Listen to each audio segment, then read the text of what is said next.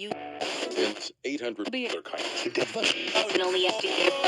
Robert Bigelow is active and a member in various business and scientific community organizations. He is a member of the UNLV Foundation and an associate member of the Society for Scientific Exploration. He's my H.R. Hadley. He's a billionaire who decided at his late age, or I should say our late age, we're nearly the same age, to take all this money he had amassed in private industry and go to space. Now, who in the world does that? I think it was Mr. Bigelow who told me aerospace is a business that will very quickly turn billionaires into millionaires and then less. But that's what he's doing, hopefully not getting turned into a millionaire or less, but certainly going to space. In fact, he's already there. So he's not a man who just talks.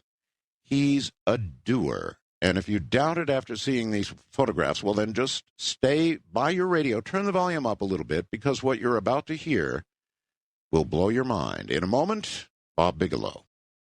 Well, all right. Again, I would like to emphasize the man you're about to hear is not just a talker. He's a doer. He's already sent one satellite into space, if not two, and if the second hasn't gone, it's about to go. And he's got little creatures, bugs, and that sort of thing that he's doing environmental testing with.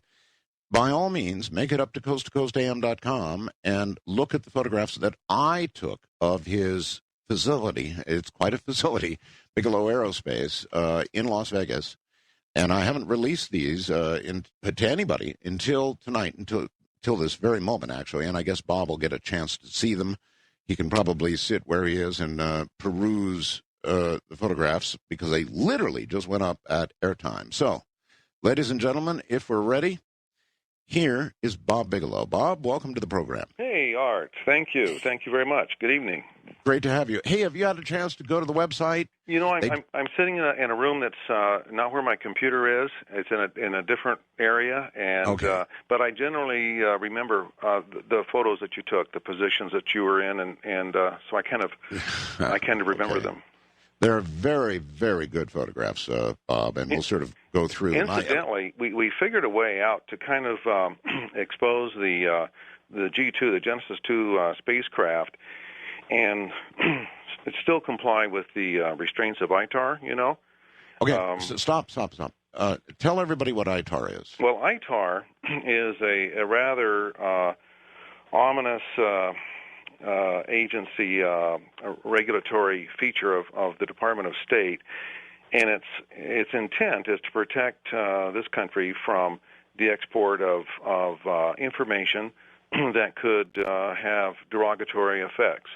And so in its scope and sweep of implementation, it covers a multitude of things, some of which probably should not need to be covered. And so we have to be very cognizant of anything that we expose on the website or other ways, that we don't reveal something that could be objectionable. So, what is ITAR? What is the acronym? It stands for it's the International Treaty on Arms and Munitions and Regulations. Wow. And so what we've done is kind of tricked out what we did was we photographed the spacecraft by turning all the lights off in the room when we started there. So we turned all the lights off, and then we created various kind of lighting enhancements that were kind of obscure. And then we took and we overlaid a fog over the pictures, so that you kind of see this outline and the shape, and some things bleeding through, and some kind of instrumentation, and it looks kind of cool, actually. Okay. So what I'm going to do is find a way to get those photographs to you as soon as I can, and I think you'll like them. All right. Let's update where things are. You launched your first spacecraft when? July the 12th of last year. July 12th last year. And you had some biologics on the spacecraft, and you had a lot of, I guess you had cameras, you had communications gear. you're a private citizen putting a spacecraft in orbit, and in orbit it still is, right? Oh, definitely. It'll be there for, some forecasts are as long as 13 years and probably no less than 10 years, depending upon solar flare activity. Wow. Now, you've got a second spacecraft, which I had the privilege to actually see in person when I was at Bigelow Aerospace, and it was going to be launched, and I don't know whether you can discuss the current status of it or not. Can you? Yes, I think we can. Okay. Where are we? We are expecting a launch the week of the 19th, and out of Russia, of course. We had been told initially that we were expecting a launch on the 30th of January, and that got bumped because of events that took place. Subsequent to our launch last year in July, they had a failure of another launch carrying other satellites. Okay. And that's a big deal. Sure. And so it dominoed on us, and the result of it was that everything slid north schedule-wise, and so our schedule got bumped from the 30th of January to, we were told later than we were told that the 1st of April was the expected date thereabouts, and now we have confirmation that that is going to occur definitely in the week of the 19th. So that is our. In fact, we're shipping a spacecraft out very soon because we have to be there about a month or so, or maybe 5 weeks, or 4 or 5 weeks ahead of the actual launch date. If you were to articulate the difference between the first spacecraft and this one, what would the high points be? Well, the high points are that this is a sister spacecraft in terms of its size is virtually identically the same. But what we've done is significantly altered the payloads, and we're flying a number of things that Genesis 1 is not flying.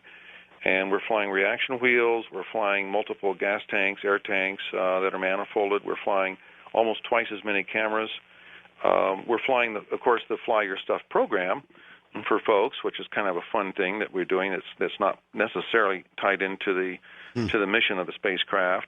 We're flying a suite of avionics that are significantly enhanced over what G1 had in terms of redundancy and other kinds of we're trying other people's products out. So these are test bed Pathfinder spacecrafts, and all of them are intended to try to validate various kinds of hardware, various approaches, from everything to fabricating different hardware and assembling, integrating it all together, to various companies' systems, and so we're each one is a gamble. Each one is a situation where it's not only the launch itself that we keep our fingers crossed over, but it's actually the performance of all kinds of stuff on each spacecraft.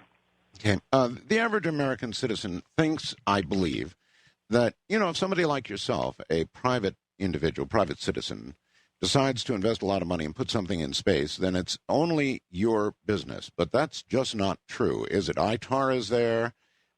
You are watched over by our government, probably other governments. Everybody in sight watches over you, don't they? Well, yeah, and you know what, Art? I think the way to express this level of intensity, we've all, God knows, technology is a huge grunt, and to say the least, we're always on pins and needles as to what technological apparatus actually works or fails. But if you're looking at the hierarchy of sharks that can bite you, that can really hurt you in this business, yes. I look at it this way. I put technology as kind of the foundation. It's the lower level, very, very serious, but not quite as serious as some of the next things. And I think the next thing is money. All right. If you have enough money, you can pretty much buy a lot of different kinds of technology and eventually get what you want. Above that, I think, is management. Because if you screw up the management of your money, then it really doesn't make much difference, how, if you can't appropriate it right, or even if you don't have enough of it, then you're in serious trouble. So management is crucial. And we know some some examples where poor management of money sometimes hasn't resulted in much benefit. But above that, you're getting into an area now that's the most lethal, and that is politics. Politics. And there probably isn't anything that's worse, because you have no control over that subject. You're at the mercy of a lot of people that just flat don't care. And you're putting them making them go to some trouble that maybe they'd rather not have to go through. And so politics to us is a big friggin' deal. It is no small nightmare that we have to deal with. We have a fantastic Washington office, and they devote 90% of their time to this ITAR subject, trying to get our satisfy the Department of State and other agencies, and it's a big deal. Well, it shouldn't be a big deal. Now, obviously, we don't want to give away priceless technology to enemies. There is that. But right. That issue aside, it seems to me that could be handled. Well, all right, there's the music. Hold tight, Bob. Okay. It seems to me that ITAR could be handled in a sensible, non-political way. But as well, I guess we all know, the world is not non-political. The world is nothing but politics. And so we'll talk about that tonight. We'll talk about how hard it is for a private citizen to endeavor to do what NASA has done, and perhaps more. Here I am. My guest is Bob Bigelow, my H.R. Haddon, and he's launching spacecraft. Number 2 is going up next month, week of the 19th. Now, all of this is not just to launch spacecraft. This is all headed toward a goal, and that goal is a hotel in space. Ultimately, a hotel in space. And if you want to see how it's going to go together, if you want to see how the modules are configured, go to the website, coasttocoastam.com. Aaron and I went to Bigelow Aerospace. We got to take pictures of modules. Ultimately habitable modules that may well take you in your lifetime to space. Can you imagine that? Think about that. You, certainly your children, but you. This is our lifetime kind of thing. This is a 2012 kind of thing when we're talking about getting some of you to space. We'll be right back. So, in other words, if you were a private citizen and you wanted to put a spacecraft in orbit, ultimately a hotel in orbit, you'd be concerned about technology, of course, and money, and then the management of money. But more than any of those, you'd be concerned about politics.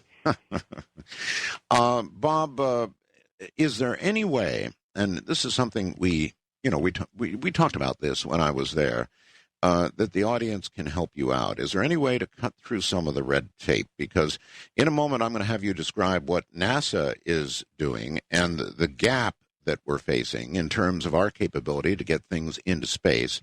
And that's going to shock a lot of you. And you're going to know then that we need the Bob Bigelows of the world. So, Bob, is there anything the audience politically can do to help your case out? Since you asked me that question, Art, I've been pondering that, and I wish that I had a positive solution and say, oh yes, only if we just did this one thing. But it's really, as we'll find out here in this discussion tonight, it's so entwined and kind of a self-choking situation that.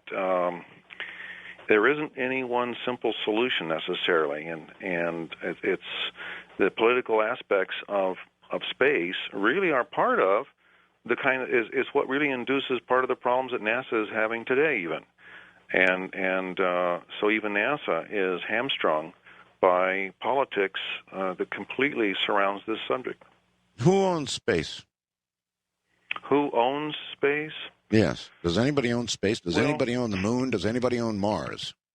That answer changes according to the geography that is the target. If you're talking about, there are air rights over real estate, over land, and each country has a different. Each sovereign country can dictate more or less where its air rights stop, and that changes from country to country. And when you go talk about the moon and other celestial bodies, you encounter the 67 Moon Treaty, and which the United States is a part, and that's a piece of a treaty that has constrictions as to who can do what, and then that's actually something that's in debate as to whether or not it's even valid, and it's quite a complex. What are the basics of it? I mean, what does it say? What can we and can't we do? I don't need all the details, but I mean the big picture.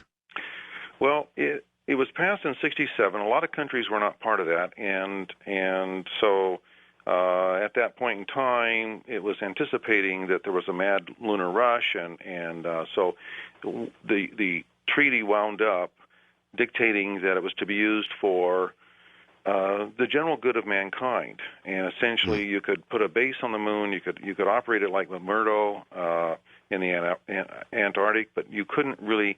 You could never use it for military purposes, which is a good thing. That's and good. You also would be, if you were to put any kind of business enterprise affiliated with the moon, it would fail because it would be required that enterprise be sort of a charitable kind of operation. It would be something that would be for the good of mankind, essentially. But the language really is vague, and so there's ambiguity as to what the private sector might be able to do versus the sovereign countries, and there's a lot of countries that never agreed to anything because they never signed the treaty. Okay. Let's say the Chinese got into space, and they are getting into space, Bob, and they flew to Mars somehow. They got to Mars and planted a Chinese flag on the red soil. Right. What would that mean? Oh, that'd be great. Because then we would all go out there and kick ass to try to beat them. Yeah, well, that's true. So the moment we knew they were going to even try it, that's right. I suppose we'd have money to go back to space. I would love to see that. You'd love to see it. I okay. absolutely would love to see it. Your facility is astounding. And again, folks, if you want to see what the facility looks like, part of it anyway, I took pictures of as much as I was allowed to. He's got, for example, that giant machine. Bob, can you explain about that? It's a big orange monster. Yeah, that's a special CNC machine that is a computerized machine that can handle a 14-foot square billet that might weigh thousands and thousands of pounds because it could be 10 or 12 inches thick. And it's just the kind of thing that we use to make full-scale bulkheads from, because as I tell the guys, we're really good at taking nice-sized, large pieces of aluminum and winding up with a whole lot of shavings over here. So, but seriously, that's what the purpose is you make a one-piece unibody construction of an isogrid billet or an isogrid bulkhead out of that billet. Okay. Further on, we've got a lot of pictures of of your control room, and this is an area where you have controllers sitting at consoles. We didn't happen to catch them at the consoles at that point, but they monitor and communicate with the spacecraft. Is that correct? That's true. You probably scared them, Mark. They were probably in hiding because. So all right, anyway, but that's true. They are there, and we now capture. We have 3 stations scattered in the one that you saw, and then we have receiving and sending stations in Alaska and Hawaii. Uh-huh. So we will be with Genesis 2 flying. We will be in constant communication 5 hours a day. 5 hours a day. And right. So the more stations you have around the globe, the right. more communications you have, obviously. Yeah, and that's crucial. We're looking to try to have maybe a couple of dozen. Eventually, about 24 stations, but we're at least anticipating adding 2 as a minimum per year, maybe 3 per year between now and 2010.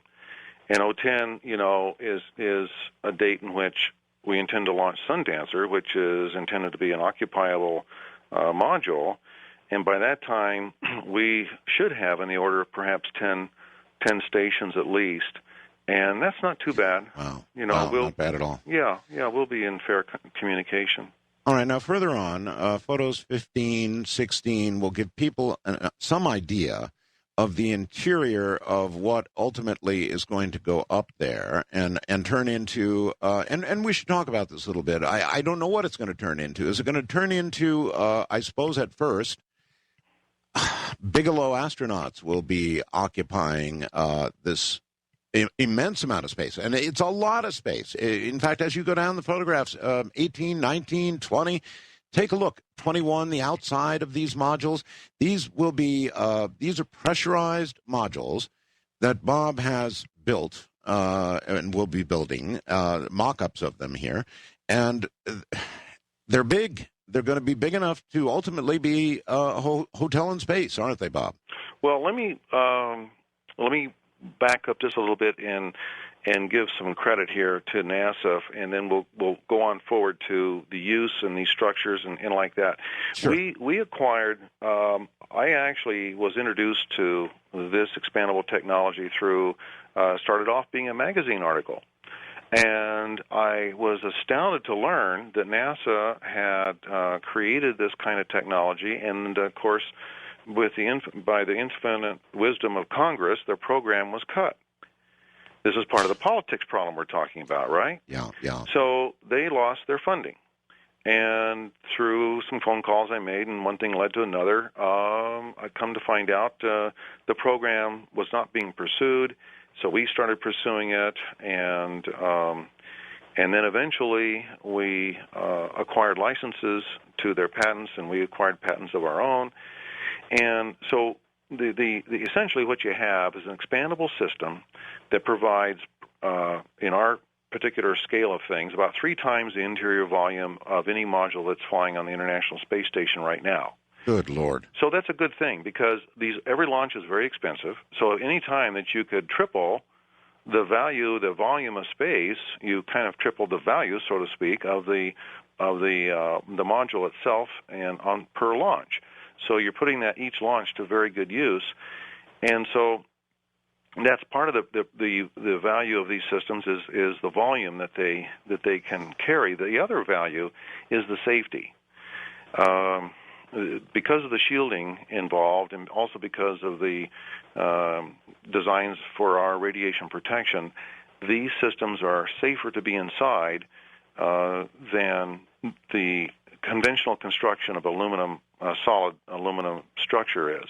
Okay, is it reasonable for you to explain the difference, or are we getting into guarded territory? No, we can do that in fairly kind of, general terms. I can't name names of materials and things like that.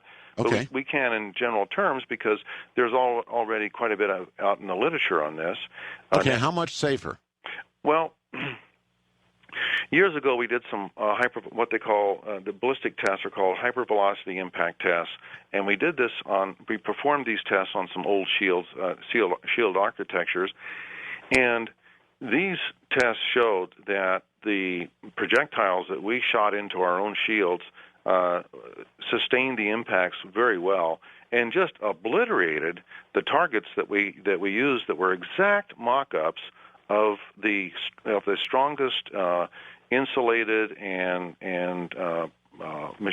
mechanically prepared portions of the hull of the modules, the best constructed modules on the ISS, and just obliterated. In fact, it didn't punch a hole in it. It actually unzipped these pieces to where it fractured them so badly. We thought, well, if this had been a real incident, it might have gone from bulkhead to bulkhead. That penetration was so violent, but in our shields, it didn't. It didn't exit the targets. So from that standpoint, we're and NASA knows this. This is, in fact, the original intent for these structures by NASA was to use them as a dormitory for the ISS and for deep space missions going to Mars. That was the whole point. Wow. So this isn't some concoction of ours that we said, oh, gee, we laid awake one night and just dreamt this up. No, this was the guy that was the principal fellow on the team was Dr. Bill Schneider. In fact, he has been a consultant to us for years now, and he had some excellent fellows and gals under him and on their whole team. And of course, that all was disbanded when the program was killed. Why was it killed, Bob?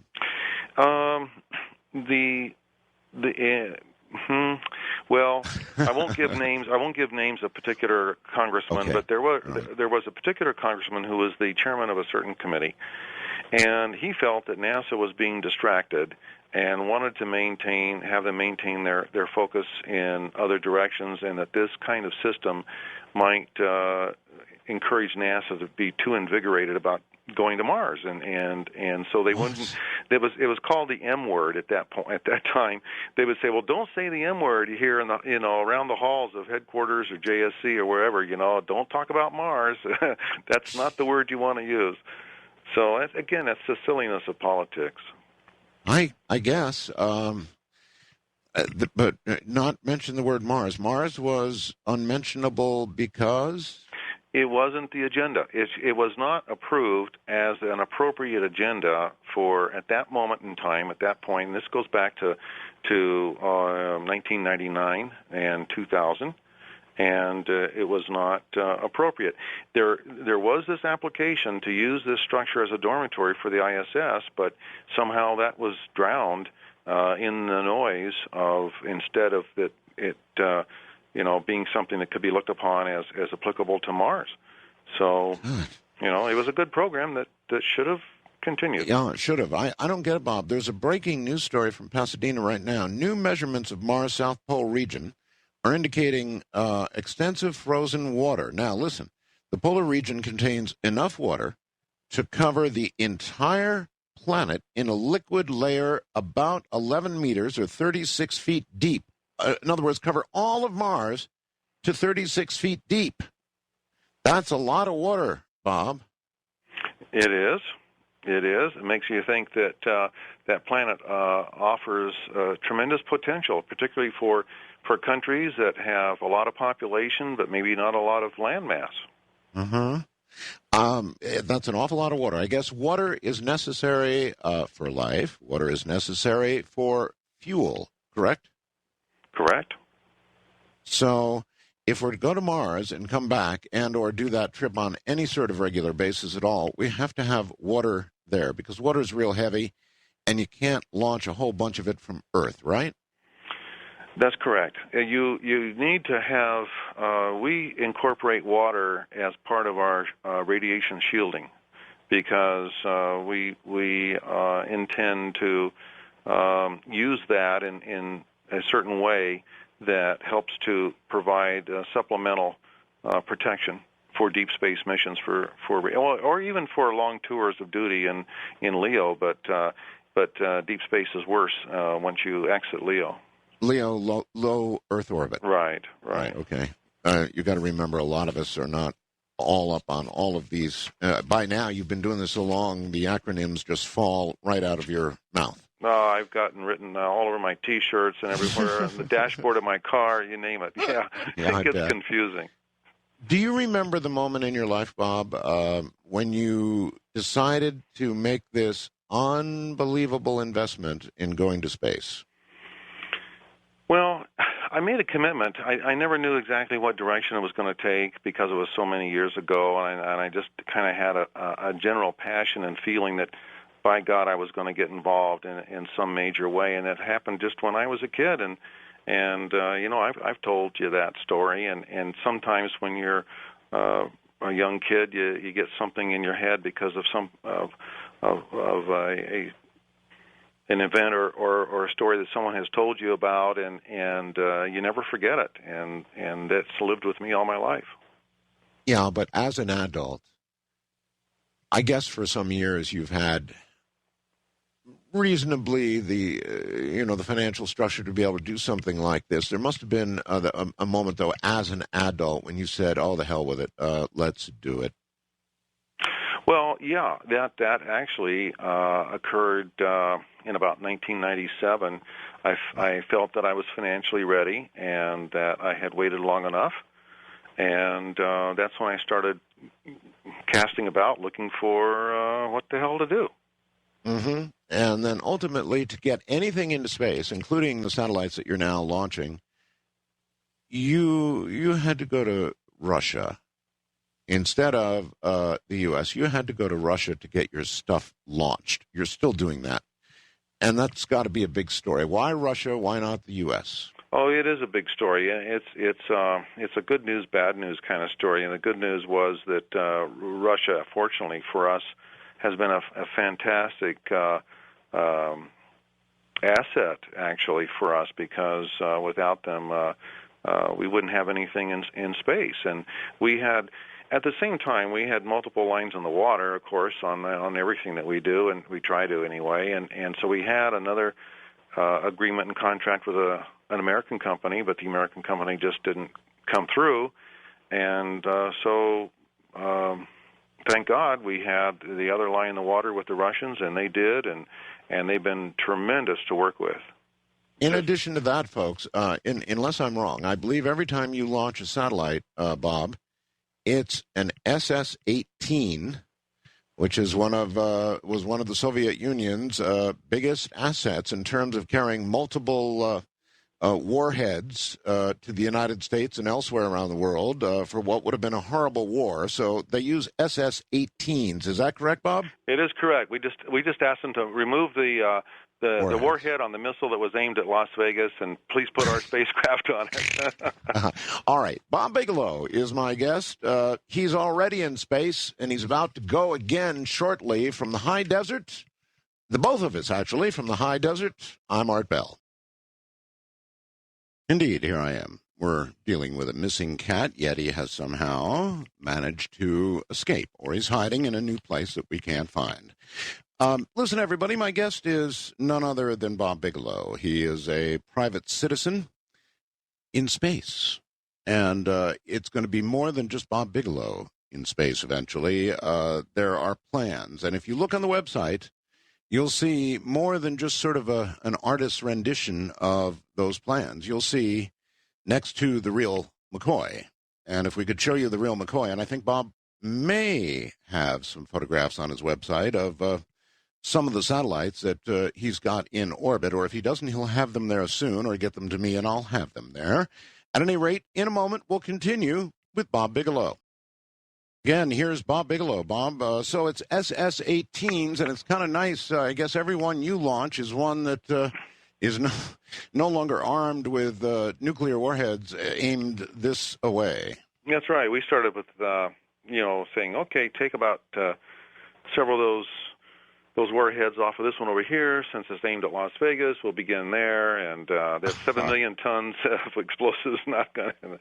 No. Now, is that a joke, or did they actually remove the warheads that were aimed at Vegas? It's no joke. It actually is true. It's no joke. There are 1,100 that are hot, and there are 165 available to the private sector.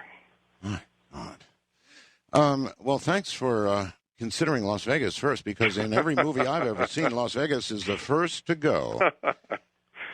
Okay. Maybe they just think we'll self-destruct on our own and not waste the nuclear arsenal, Maybe. At any rate, soon another one is used. Soon another one goes into orbit. Now, you have plans that go all the way out to the year 2013. Now, this is all reasonably within your lifetime and my lifetime, right? That's right. Hopefully.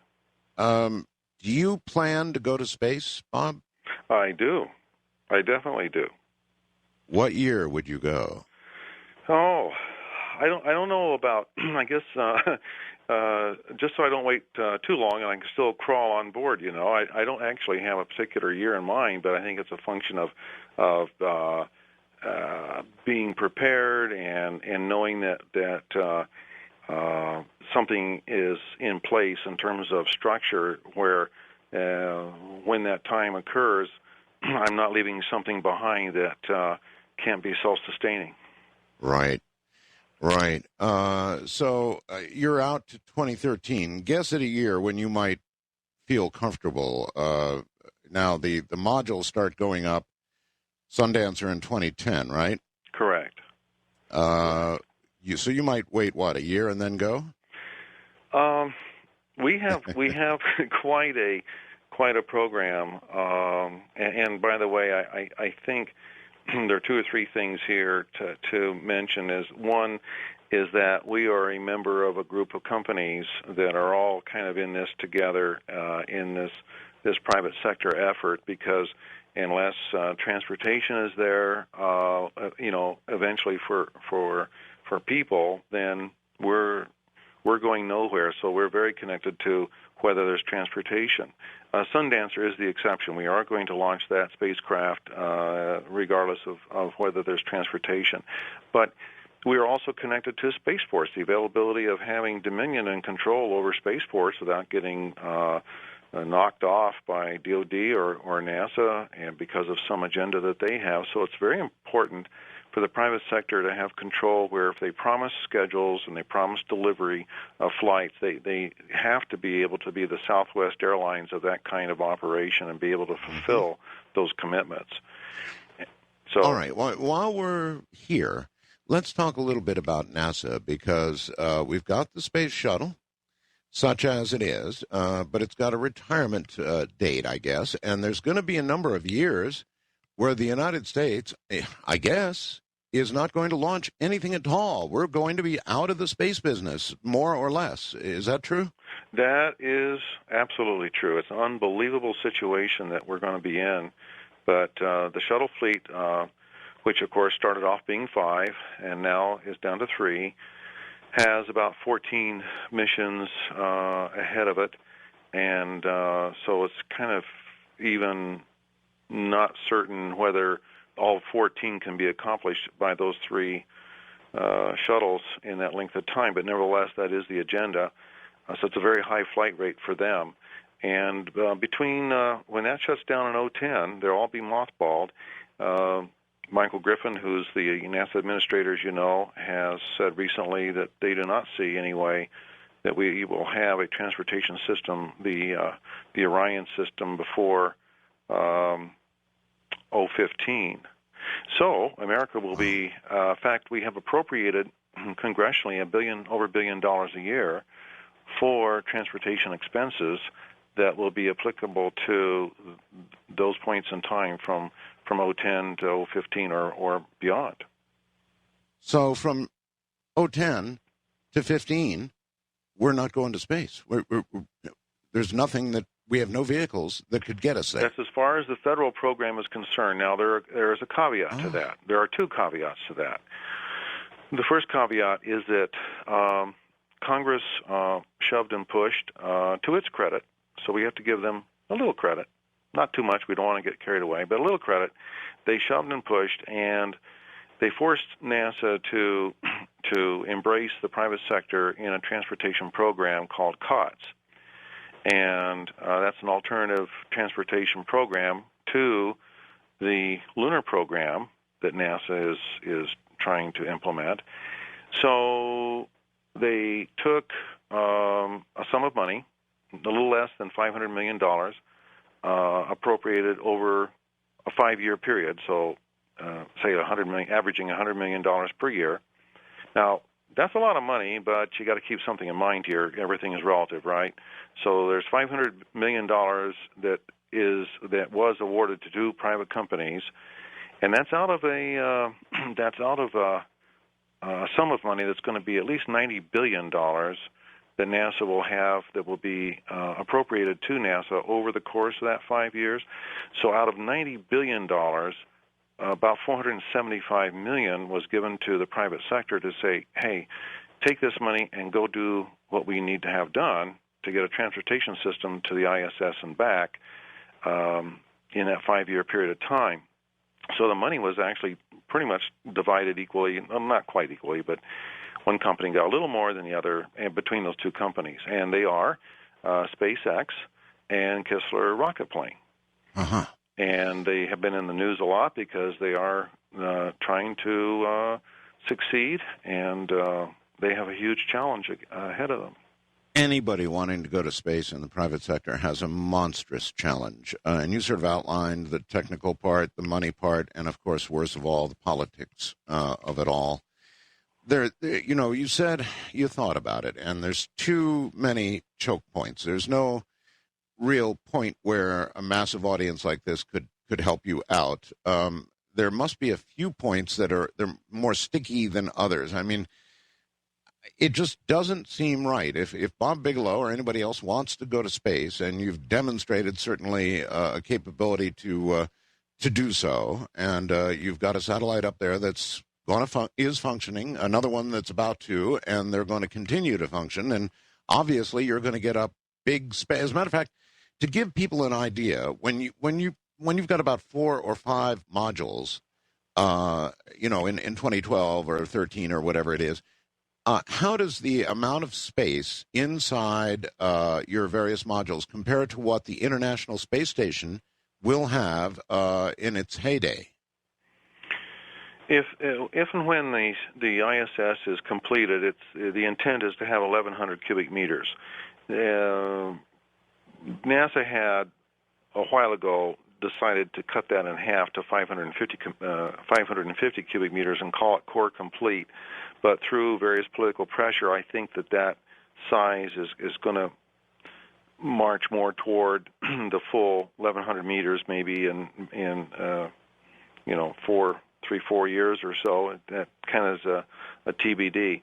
In our case, each of our modules is over 300 meters, so we could accumulate 1,200 meters with 4 modules. They're 300 plus meters. So, my God, give you some idea. Yeah, big. And by the way, our modules are fairly generic. Our intent, believe it or not, is not necessarily to operate space hotels, but these modules our intent is to serve different client communities and essentially lease these structures to different kinds of users, and it could be, the Hera Hotel Company or Richard Branson or the MGM folks for hotels or Hilton. Yeah. It could be that, but it may also be major corporations that want to use them for laboratory purposes. And we also have created we're going to make a special announcement in Colorado in April as to a whole new market that basically hasn't been kicked around much at all by anybody that we know of, and I'll tell you what it is right now. And so I wasn't going to do this, but I decided, let's do it. Sure. We're making a major presentation. As I said, in Colorado, and this is at the Space Foundation Symposium, which is going to be attended by about 7,000 people. And we're trying to launch our whole business kind of concept plan, at least major portions of it. And one of the major areas of markets that we think makes a lot of sense is providing what we call hang time for what we call sovereign clients. And what that means is there are out there in other countries, including America, about 225 active astronauts. Now, that's been the case for a long time, for decades. That's all. That's all there is. Now, why isn't there another zero on the end of that? Why after all these years? And why are there only 225 and barely hanging on to that? And mainly it's because there haven't been places for them to go, and it's been it's an expensive activity.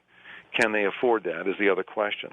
Sure. So the waiting list is huge for them to get on board the ISS, and in fact, I've heard it mentioned many times, if an astronaut has not flown and they're in their 40s, they have a good chance of never flying. Just because if you do the math, the ISS is going to expand in 2008 its population to 6 people, but right now it's 3, and they change shifts every 6 months.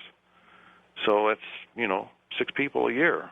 That's all. There was one more thing that I remember you said to me that really worried me. During those years that the United States may not be flying at all, the Russians will be. So the Russians sort of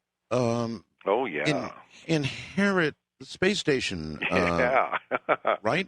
Isn't that great? I mean, the Americans will have spent, this is really interesting, the Americans will have spent $100 billion by 2010 Right. After all the launches on the shuttles are done and all the modules and everything else, they will have spent $100 billion. And they have no friggin' way of getting there. My God. Yeah. No way to get there. That's right. So That's right. the only people that could get us there, we'd have to beg a ride on a Russian spacecraft. You got it. You got it. And right now, the Russians have agreed to 2011 to price those seats at $21,800,000. And after that, all bets are off.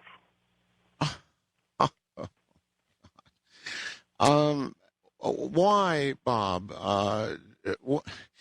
We've got ICBMs, right? We had at least as many, if not more, than the Russians, or at least we had parity of some sort. So why aren't you using old U.S. ICBMs instead of Russian ICBMs? Excellent question. Excellent question. Well, you know what the answer was to No? that? Because the SALT II treaties demanded that we destroy X number, both countries, destroy X number of missiles per year and so on. Oh, yes. You know, take them off the market, so to speak. Well, the American rocket companies politics and lobbied against that because what would happen is those less expensive rockets now become they get on the market, and in theory they take the place of a much more expensive system. So you wouldn't want. I mean, if you're looking at this from Boeing's standpoint and Lockheed's standpoint, you're going to say, hey, wait a minute. Let's take bulldozers and drive over these things. Yeah, but I thought the American taxpayers owned these. Sort of. Well, yeah, but the other ones have to be manufactured, don't they, to replace them? And what will happen is anything that's available for launching potentially can take market share away from the market, away from other systems that can be used. Well, then that had to be a lobbying effort, really, on the part of the aerospace people. Well, yes. Right? Of course. Yes. Yes. If you're selling missiles, you do not want government missiles on the black market for sale at a tenth of the cost. Well, no, but through some sort of procedure, you could determine that they're going to a good use. For example, what you're doing. Well, but this isn't business is business, and if you're building missiles and making those, it's not philanthropy that you're into. You're into trying to maintain your market share. You're trying to make sure that there aren't other sources of missiles that are going to grab part of your market. Yeah, but that's just a waste of money. I mean, the Russians are not wasting money. They're turning these missiles into turning them over virtually to the private sector. In other words, to you, selling them to you or whatever, the launch capability. Yeah, but that's only because the Russians don't have the money. You see, necessity is the mother of invention. And the fact is, since they don't have the money, they were forced to be judicious and careful and innovative in their whole thought process. Over here, we have a lot of money. We have more than so we just crush them. Yes. Oh, my God. That must be an awfully frustrating thing for you. I mean, obviously you would want to do business with your own country if you could. Yep. In fact, we did. We contracted with a small aerospace company that is in the process of trying to perfect a new rocket. And they were supposed to have that ready, and they've had some difficulties, and they're still working at it. And I think they will eventually succeed. But it really played hell with our schedule, so we couldn't just hang around. No, I understand. It's just sad. It's just very sad. It really is. And, on the one hand, we don't have enough money to go back to the moon. We don't have enough money to go to Mars, but we've got enough money to crush missiles and then have somebody like you have to go to the Russians and buy theirs. Well, going back to the moon is a huge financial problem. And in fact, to put this in perspective for you, to show you just how distant, no pun intended, the moon is from a financial standpoint, think of it this way. At the heyday, at the peak of the lunar initiative back in the 60s, at one point in time, in 1 year, the United States spent 5% of its budget. Now, we're at a $3 trillion budget now. That's $150 billion. Right. In 1 year, we're talking about here. One year. In 1 year, at the peak of that initiative, it was 5% of the budget at that point in time. Okay. Now, if you fast forward here to this point in time, that 5% would be $150 billion because you now have a $3 trillion budget. Okay, so the $150 billion. Well, NASA's new 0708 budget is the same as last year, $16.2 billion. Wow. And oh, by the way, half of that budget is spent for the shuttle to maintain the shuttle and the ISS. So that's yeah, right. And so Bush said, go forward and cast your bread on the waters and multiply on your own here because we're not giving you any new money. You're going to go to the moon based on the cannibalization of the shuttle and ISS programs after 2010. You're going to shut them down, you're going to phase them out, and those dollars, that half of the annual budget, you're now going to allocate toward the moon. Oh my God. Yeah, so that's why politics is up at the top of your list. Oh, boy, is it. Yeah. And you do have an office in Washington that, I guess, addresses the appropriate agencies and spends all its time trying to get permits for you and that sort of thing? All of the time, yes. It is a horrendous challenge. Okay. All right, hold tight, Bob. Bob Bigelow is my guest. He's not talking about going to space. He's in space. And plans are just absolutely incredible. They don't stop at 2012, by the way, as the Mayan calendar does. They go straight on to 2016. That would be the 6th standard big module from the high desert. I'm Art Bell. Indeed, here I am. Bob Bigelow is my guest, and his company, Bigelow Aerospace, is already there, and the plans they have would just blow your mind. If you want to take a look, go to coasttocoastam.com, and the photographs that Aaron and I took when we were at Bigelow Aerospace will convince you of the extremely serious, no fooling around effort this man is making. We'll be right back. Well, all right. Back again with Bob Bigelow. Bob, welcome back. Oh, thank you. Actually, all of this this aerospace business now is new. Prior to aerospace, you were into all kinds of paranormal subjects, very deeply into the paranormal, and I know you financed many, many scientists that I've interviewed on the air over the years.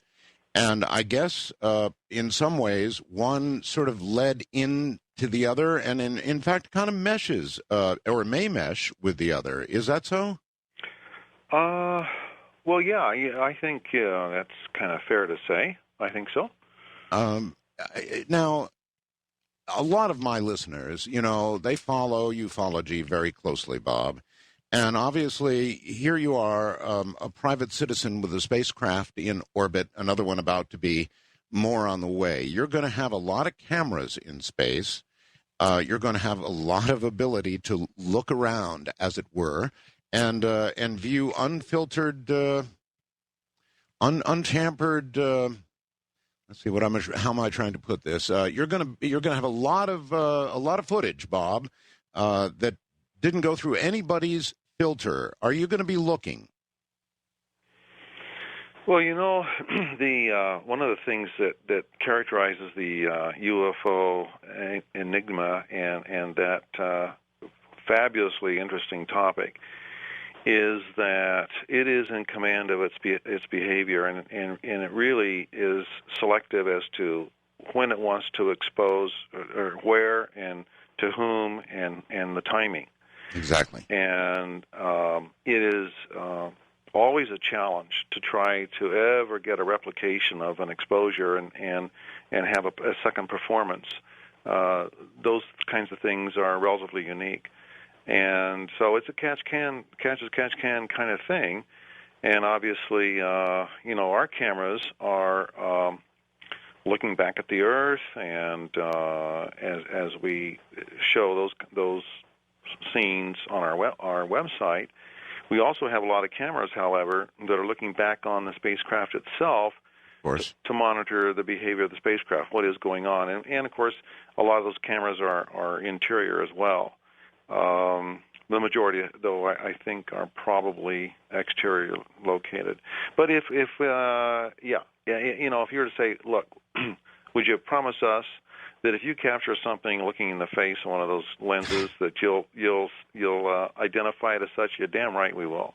All right. Absolutely. In addition to that, aside from a possible little gray face or something like that, the STS cameras have on occasion caught things that are very, very curious. I mean, things that just almost can't be. They've caught objects apparently shooting at other objects. They've caught all kinds of things, Bob. And, correct. And you're going to have cameras focused in the same area. So if you catch something like that, you'll make that available, won't you? Absolutely. If we see something crossing in a certain direction and makes a right-angle turn, that is anomalous. Yeah, it sure is. I'm sure that you've seen some of the STS footage of things just like that, haven't you? Yes. Yeah. And they explained it away as ice crystals that were blown off prop systems on board. Yes, I know. From the tone of your voice, I take it you didn't fully buy that yourself. No, not based on a couple of those that I've seen. I think that's something else. Okay. Is it reasonable, Bob, in your mind, that if there was another intelligence out there, since we set off the first above-ground test, that they would have been watching us, that they would be monitoring us, and therefore something in low Earth orbit or any kind of orbit might well get a look at something? I think you have kind of two thoughts that you've just expressed at the same time, and one suggests that the awareness of this phenomena occurred at the time that we first started detonating nuclear devices. Yes, sir. And I could argue that maybe it has been around much longer than that. But then, I think you have a number of astronauts that have come back and reported things that they have seen, both terrestrially, incidentally, as well as airborne. Well, that's absolutely true, of course. And it's kind of underreported. But yes, quite a few astronauts have seen something. And so it's entirely possible that in this venture, I mean, it is, after all, going where very few people, you just documented it yourself, have gone.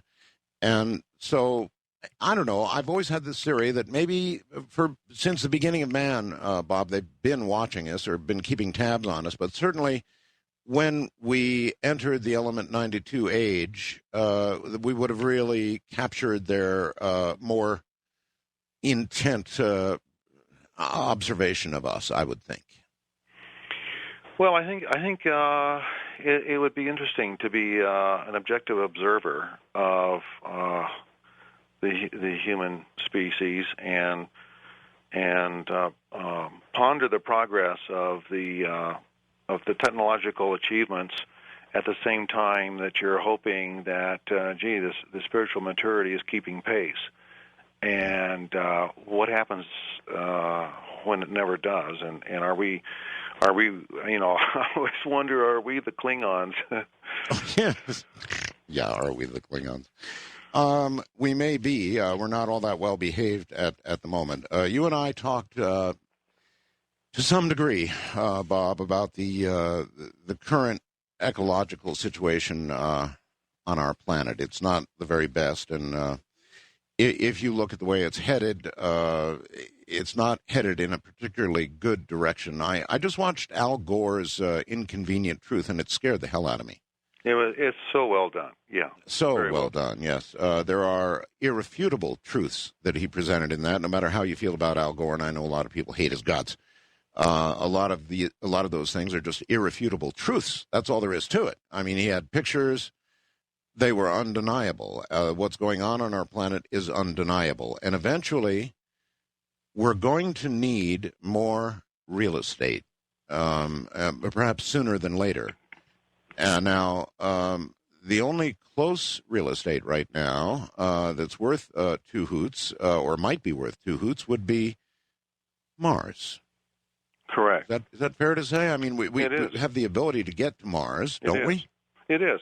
Well, we do, and we have had even through crude chemical systems, they work, and there are alternative systems underway being developed that can significantly reduce the time of each way travel.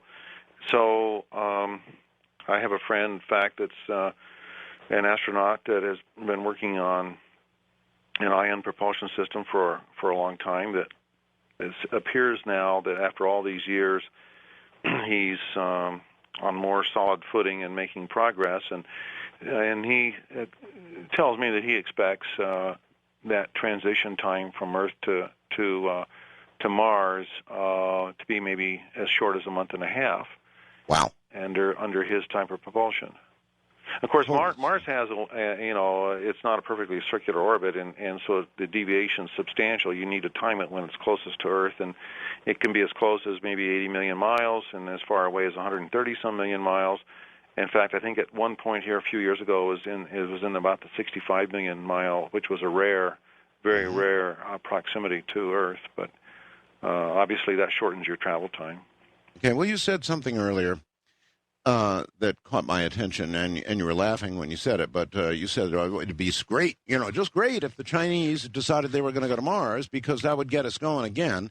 We couldn't possibly let the Chinese get to Mars and lay down whatever claims they could lay down, or even just the claim of being there first, without getting into a race with them, and then we'd somehow find the money, wouldn't we? Well, we would, because first of all, you wouldn't start World War III over that kind of an event. It's not life-threatening. It's not threatening any other sovereign country, right. And trade and commerce would proceed merrily on its way.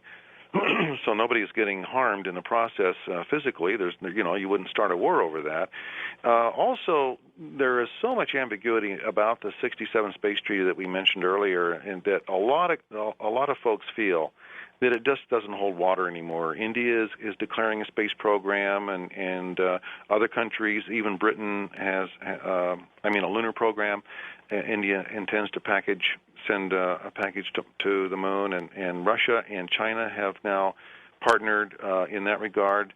I think even Germany said something. Even Germany, even England, yes, a number of countries have. So I think the '67 treaty probably is going to be interpreted quite differently through application.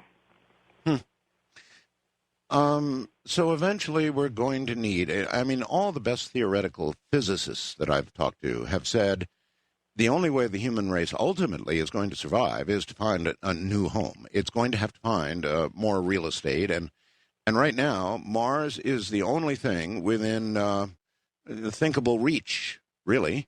So what would get us there? Well, a race would get us there.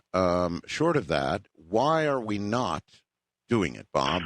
Business could get us there too. A race is one approach, but actually there are probably business concepts that could also provide that kind of financial support and impetus to make that happen. Well, all right. Explain to me what business model you could imagine that would get us to Mars. Well, I think if you came to a point in time where the perception was that you could adequately mount an expedition to Mars, and you could have essentially a convoy of structures, and maybe and as a precursor to that, you had already deployed along the way various depots, so that you can stop off and replenish your supply of candy bars and whatnot. And so you've done that, and maybe you've also deployed to the surface of Mars, as some others have suggested, Zubrin and others, that you might want to do that. And I think the moon is a necessary precursor to this, because you learn a lot about how to behave in hostile environments, and a moon is a good place to start that. It's close to home, and it is a hostile environment, and Mars is a little less hostile, but it's also tricky because it has. Yeah, I was going to ask about that. It is a little less hostile than the moon, right? Yeah, but it's tricky because it has winds, and those winds are interesting feature to have to deal with structures. I interviewed not long ago somebody from NASA, and they were praising the winds, particularly these whirlwinds that would come along, even though they don't have the same pressure gradients that our winds do. They were enough to clean off the solar panels on the little bugs we've got crawling around up there. Well, yeah, but they've been known to click along at 300 miles an hour, and of course, with that actually isn't 300 Earth miles in the sense of velocity of actual power because of the atmosphere change, but it is equivalent to 100 miles an hour here. And so, I mean, how would you like to have you've got some habitat sitting out there, and you want to make sure that thing is really nailed down because 100 miles an hour force is huge. And of course, if you have solar field out there with your solar arrays, I think it would do more than clean off the dust off your solar arrays. So you probably want to go to RTGs, radioisotopic thermonuclear generators, which would be the practical power source to have, and they're fairly benign. They're not something that is going to cause a fissionable reaction. And that's the kind of power that you probably want. Bob, could the space shuttle go to the moon? No. No. No. As a matter of fact, they have difficulty launching from the Cape on one of the shuttles. I'm not sure if it's Atlantis or Discovery, a full payload because the inclination of the station is so difficult to get to, it can barely get to that. And the reason it's there is because the first modules, it's at a 64-degree inclination. That's because the first modules to the station were launched from Baikonur in Russia, and instead of the Cape. And had they been launched from the Cape, well, then they would have been probably a 28-degree orbit and been much easier to get to. So the shuttle fleet is designed only for low Earth orbit for LEO operations and not really anything very altitude intense at that. I heard it suggested by someone somewhere that once you were in low Earth orbit, you were not that far from the moon in some respects. Absolutely, yeah. The gravity well is what they were referring to, and that is that once you can get to LEO, you're halfway to anywhere. Huh. And that's because the gravity, that field is so important. It takes so much energy with conventional means, since we don't have levitating capabilities yet. It takes a lot of energy just to get to LEO, and then essentially you're on your way. All right. Well, you're obviously launching with conventional means, the SS-18. Now, I'm sure that you have looked into every possible propulsion system that you could get your hands on, or that anybody imagined or mentioned or whispered about, and there is nothing out there right now, is there, Bob, except what we've got, except the heavy power way to get to orbit? Well, what you know, or what you speculate about, and what's actually that you can get your hands on easily are very different things. And so you go where the line of least resistance is, right? And you go with systems that are well understood, that are available, that are economical, and yada yada yada. So that's the way you approach things, and you also want there are a lot of different things that are offered up as even rather conventional, but new technologies that are whiz-bang situations, self-healing membranes and shape-shifting structures and so forth. And they have now found their way into the lexicon of our language and into the actual application of space science, wherein we used to just read about those in the UFO books 20, 30 years ago. Mm-hmm. But so anyway, that aside, so even in those kinds of things, you want to be careful that you don't put them in the path of really a single fault tolerant situation. I mean, you want to be very, very careful when life is at stake.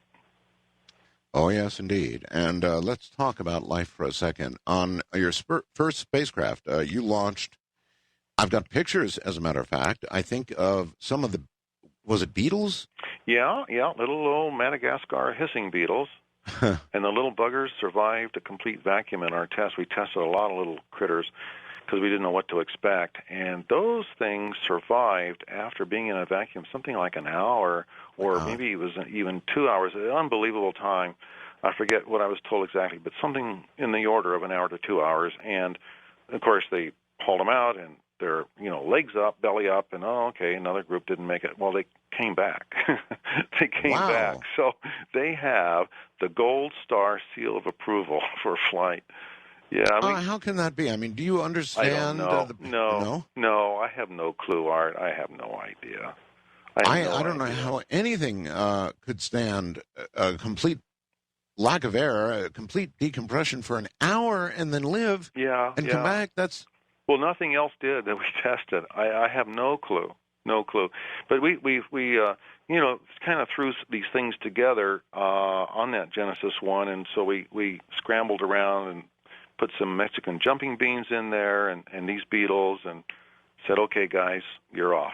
Okay, I guess there's going to be a progression of higher life forms that are going to be going on future spacecraft, topped off, I suppose, with a human, and then many humans. All right, Bob Bigelow is my guest, and we'll be back in just a very few moments. I am a creature of the night. There's no question about that. Good evening, good morning, everybody, as it were. We do our best work here in the nighttime. My guest, probably not usually up this late, is Bob Bigelow.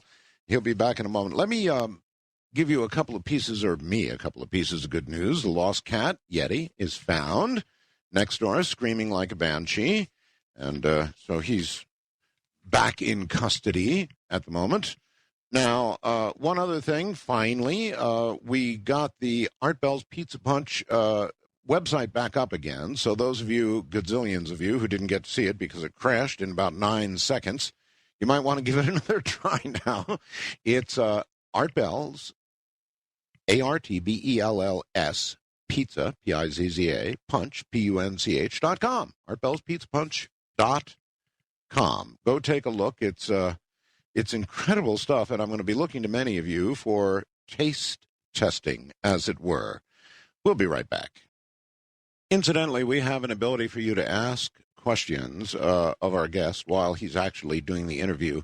It's you can just go up to the website, coasttocoastam.com, and fast blast us a question. Bob, Michael in Jasper, Alabama, asks whether we have access, meaning we, the public, are you going to give access to any of the onboard cameras, particularly the ones focused back toward Earth? Are you going to stream any of that? On Genesis 2? Well, yeah. On any of them, for that matter. Well, Genesis 2 has a public program. It's the only spacecraft of our Pathfinder group that will have that, and it's the Fly Your Stuff program. So we have interior cameras that are going to be following all the things floating around inside that spacecraft, for one thing, that the public has paid to see. They've paid to have their items flown, and then they're paying to actually have them captured on film, and we will freeze frame those and then put them on our website so people can see their own stuff. If we fail to do that, we return all their money. Really? So we have it's a money-back guarantee that if we can't do that, if we can't capture everyone's item or anybody's item, any particular item in there that we can't identify clearly and put it on our website, then everybody gets their money back for those items that we can't find, that we can't grab the pictures on. So there are those cameras. Then there are cameras outside that we are trying 2 projection systems, just for the heck of it, that broadcast messages perhaps on the hull of the spacecraft outside, Really? Yeah. So we have 2, just kind of as a second one as a backup situation. And we have cameras that will be looking at those projections And we have some prescribed pre-canned messages in case our command and control of those runs amok. But if the command and control works, then in theory we might be able to execute virtually very large menu of communications on the outside of that spacecraft. Okay. So yes, the answer is there will be public involvement with the cameras. Correct. Ralph in Cerritos, California asks, has the U.S. government at any point ever asked you to censor any possible footage that you might get in space? No, not as of this time. How would you react to such a request?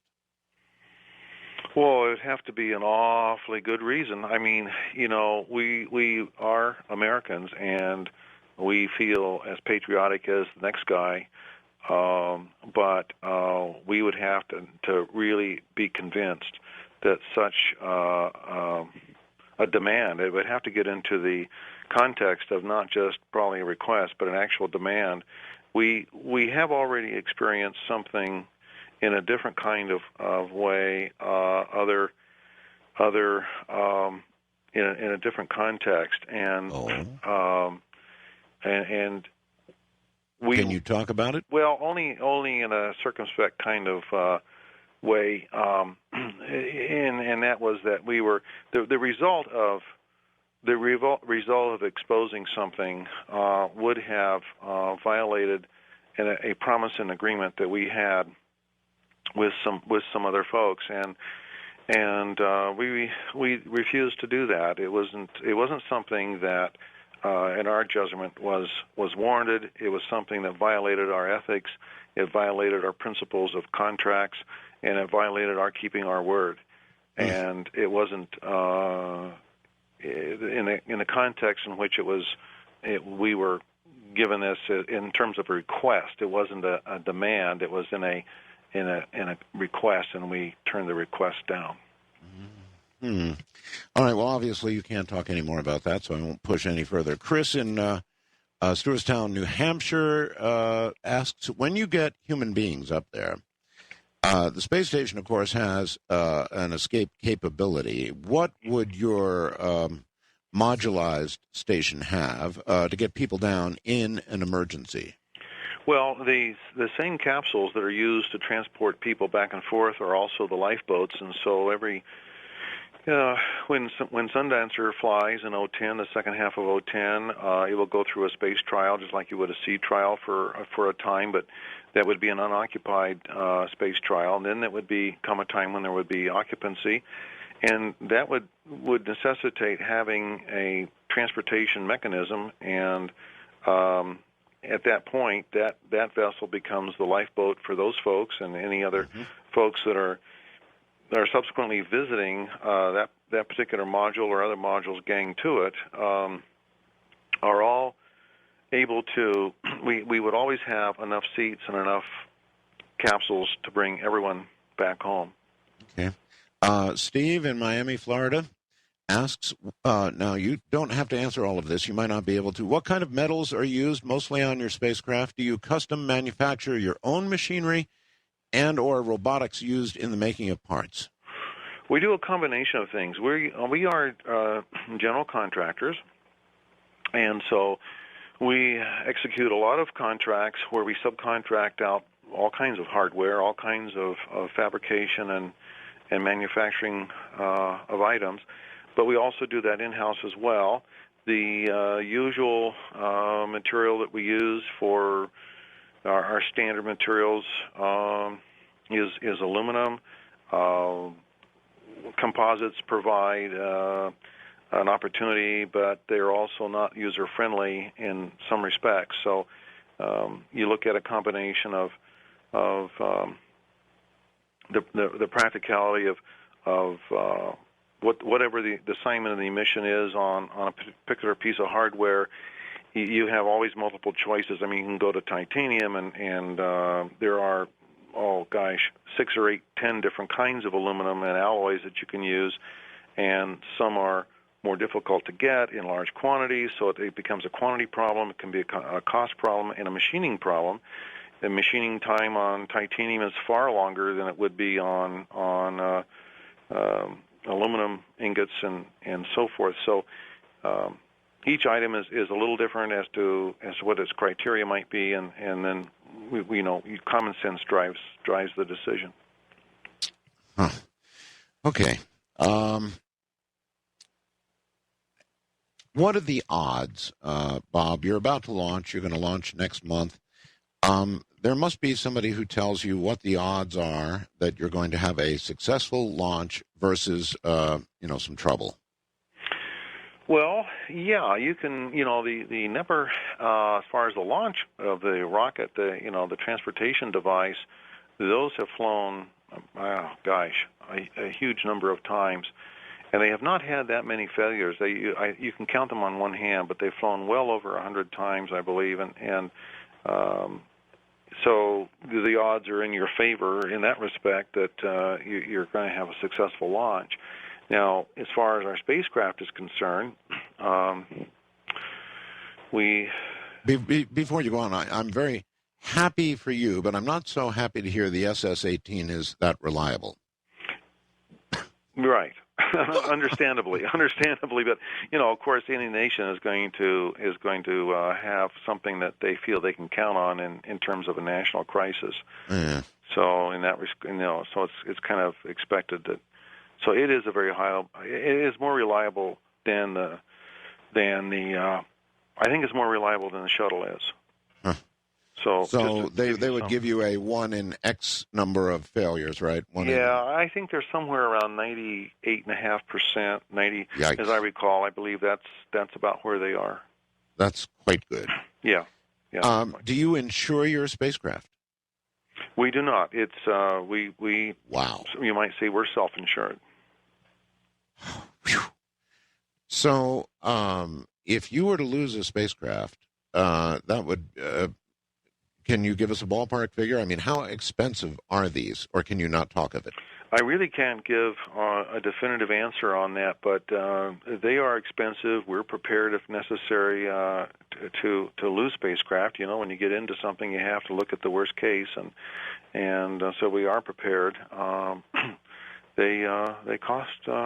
The spacecraft costs a lot, and so does the launch. And as we migrate up into larger systems like propulsion buses and rockets that are larger than the NEPR, and that's the next size, up for Sundancer is a rocket that can carry 20,000 pounds or so, and those systems are much more expensive.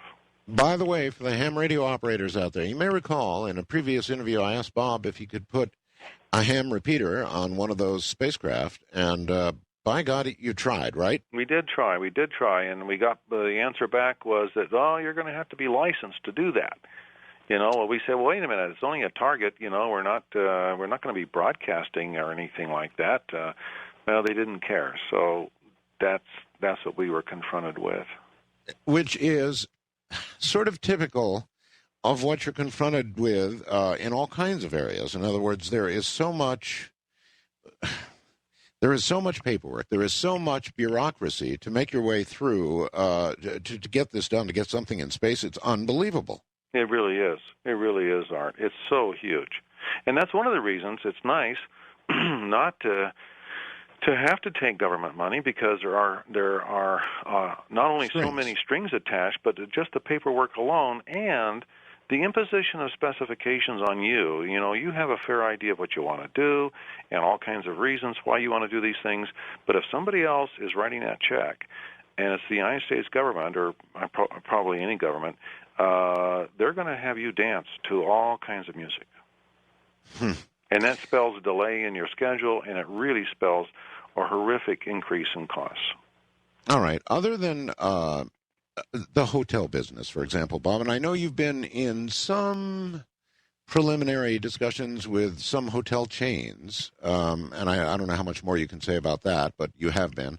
Other than that, in terms of a business model, if you had these habitable modules up there now, Bob, would there be enough from the private sector uh, to financially sustain what you're doing? We think so, and and what we're trying to do is go from at a position of where space complexes are sort of a novelty to where they become a necessity. And we think we have a handle on various business approaches to where they can evolve into absolute necessities, like, what your cell phone and what your TV relies on are satellite transmissions, and those are necessities. Yes. Today, the planet could not do without the huge global constellations of satellites. So they are necessities, and we think that we have some plans and ideas that make a lot of sense, perhaps, that can evolve these from a novelty kind of status, in a sense. I mean, if you talk about tourism, that is a novelty kind of category. But we think we can get them to where they need to be a necessity. And once they can reach that position, oh my gosh. And we're actually more concerned, Art, that we have, frankly, our biggest concern, rightly or wrongly, is when and where is the transportation going to come from, and are we going to have enough spaceports to handle the volume? Because in our first year of operation, we're looking at 13 flights that first year, and nobody's ever flown anywhere near that many times to Leo with a crew of people before. That's over one a month. Is there a best place to launch from?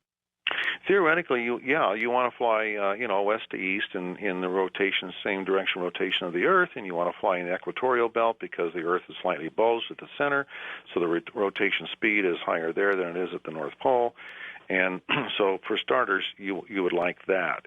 Now, from a practical standpoint, you need to be where markets are.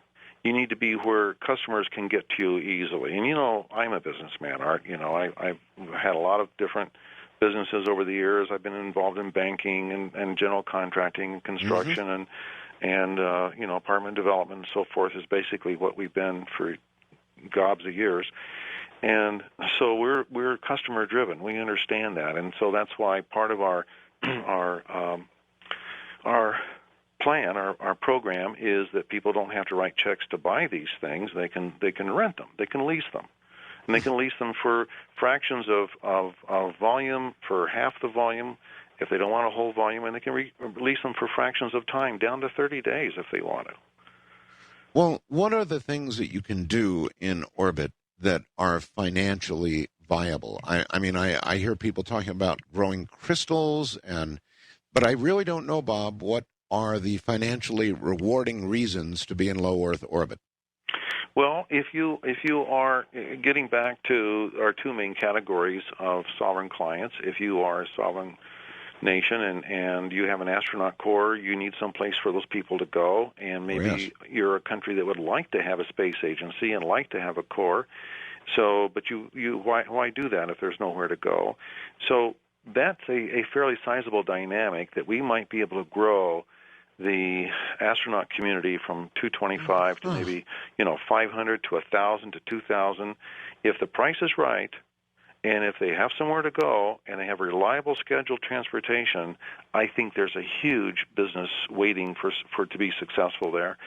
And the other is in the sense of prime clients, international corporations. Let's just take the computer chip people or pharma people, pharmaceutical people, or medical science. If one or two companies decide to put a module to use as a laboratory, and we know that weird things happen in that environment in terms for organic and non-organic substances, that they very interesting properties occur. And you can get into nanotechnologies much more easily in that venue than you can on terrestrial circumstances. So let's suppose you saw your competitor put a laboratory together, and you're a wealthy company, and so the question kind of is then, when the first person starts to do that, how long does it take for the others to stand back and sit there and wait before they decide? Well, because obviously the first company is not going to be talking a lot about their successes or failures what's going on board. and they're certainly not going to be broadcasting good news, necessarily right away. So Right. they're going to try to get things into the marketplace. So I think that we are targeting maybe the top 20 companies in about 8 different theaters of the semiconductor world and the biotech world, pharmaceutical world, and there's a number of different communities like that, and even something as prosaic as the automobile world.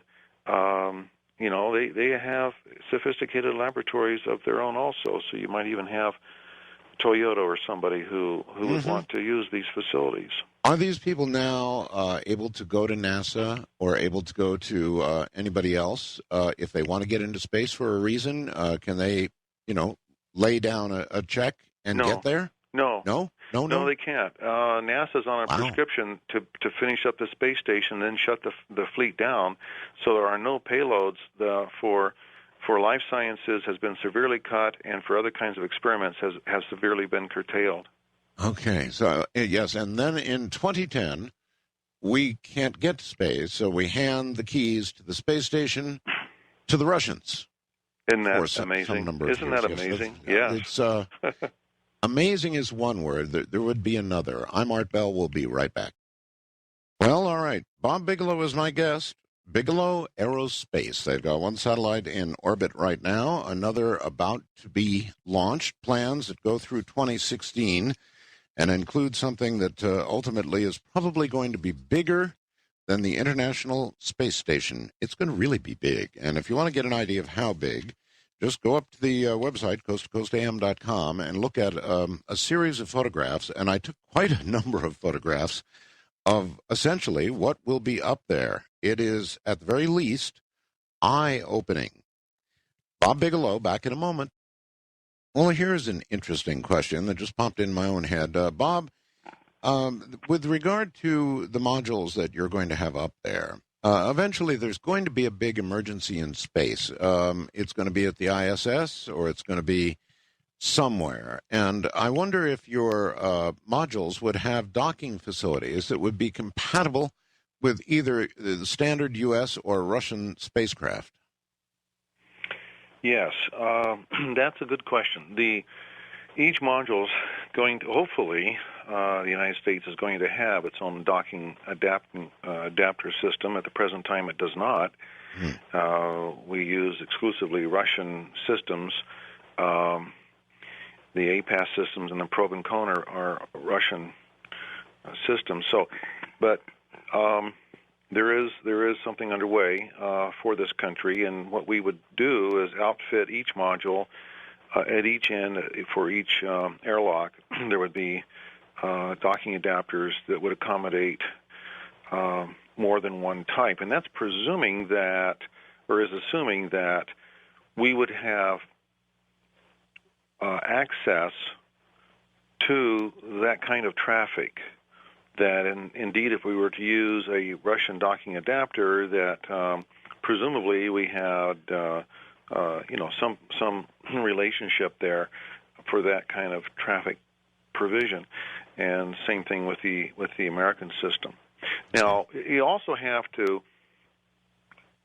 sort of define what is the crisis, because there are many kinds of crises that may not require or what would not necessitate actually removing people from the complex and sending them back to Earth.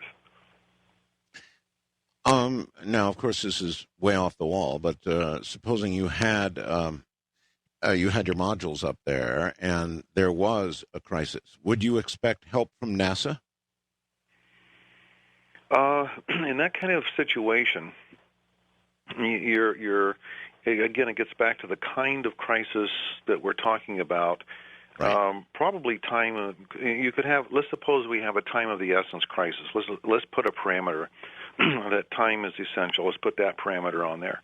Mm-hmm. Now, if time is essential, there may be no time to respond with a launch and acquiring the target. Usually it takes you 24 hours to acquire the target. It might be done earlier or quicker than that. You may have a 48-hour window where that's usually the prescription for the Russians and the Americans, where you rendezvous and dock within a 48-hour period. So it might be anywhere from within a 16 to 40-hour, some odd hour period. So depends on how urgent that crisis is. Let's suppose it's a medical crisis. Let's suppose somebody is in need of an appendectomy, and now you got to do some invasive surgery. And this is kind of interesting because there's another whole field out there that we haven't talked about yet tonight, which is informational with regard to removing organs and removing things without having extensive invasions of tissue, and only in a small incision, and yet being able to extract a lot of stuff. Mm-hmm. So that needs to be performed now. That can't wait. So you need to have the medical facilities and the first aid capabilities, so to speak, that empower you to do that. Because in Leo, let's suppose you're on the moon, or let's suppose you're halfway to Mars, and you have these medical emergencies. So there's various kinds of preparations that need to be made with a surgical facility on board, with recovery area on board, and you might have on a long duration mission, or even on the moon, you would want to have a complete clinic available for that, because you just can't turn around and go back, So you've got to have kind of the attitude that, hey, maybe you're it's like being 5,000 feet underwater. You're on your own in a sense, and you better be pretty well self-contained. Yeah, I guess so. Grover in Tulare, California, asks an interesting question. He says that what you described, allowing other countries, for example, to have astronauts on your station, makes you sound a little bit like a space mercenary. Is that too harsh? I don't know quite what that means. Well, in other words, space for hire. In other words, you're just kind of a mercenary there, and in the sense that you're allowing your station to be used for those who can afford to use it and want to get their countries into space. Well, it would. I kind of don't really can't see what the where the direction of that is particularly. Let's suppose that would be perhaps no different than. In this country, we do red flag, blue flag exercises with our Air Force. Right. And we have for decades and decades and decades had a variety of foreign Air Force pilots fly out here at Nellis, at the Air Force Gunnery Range. And this happens at all kinds of other places around the country as well. And so training facilities are really important. They're hard to come by. And the United States has been the host to countless number of pilots from other countries in that regard. Mm-hmm. And these are countries that are friends of ours. These are countries that the United States looks upon as folks that certainly we look upon them as satisfactory from a standpoint of selling them military aircraft, which Northrop Grumman and other companies certainly have done for many years. Yes. So in addition to that, we also look at them as friendly forces in terms of battle and having them be prepared and so on. And they're all part of usually the NATO forces, that's all kind of a family, the NATO family. And so in that regard, we kind of look upon these complexes in the same way, that why not use these for training facilities, which they can't get that kind of location anywhere else. I mean, there's you can go through all the centrifuge trials you want to and so forth, and neutral buoyancy tank experiences, but nothing comes close to the real deal. And there's only one place you can get that. And so we think, hey, let's go to the same countries that the United States already is predisposed to for a variety of reasons, for NATO alliances and ISS flights, and say, look, hey, we're here, and we're here to serve you.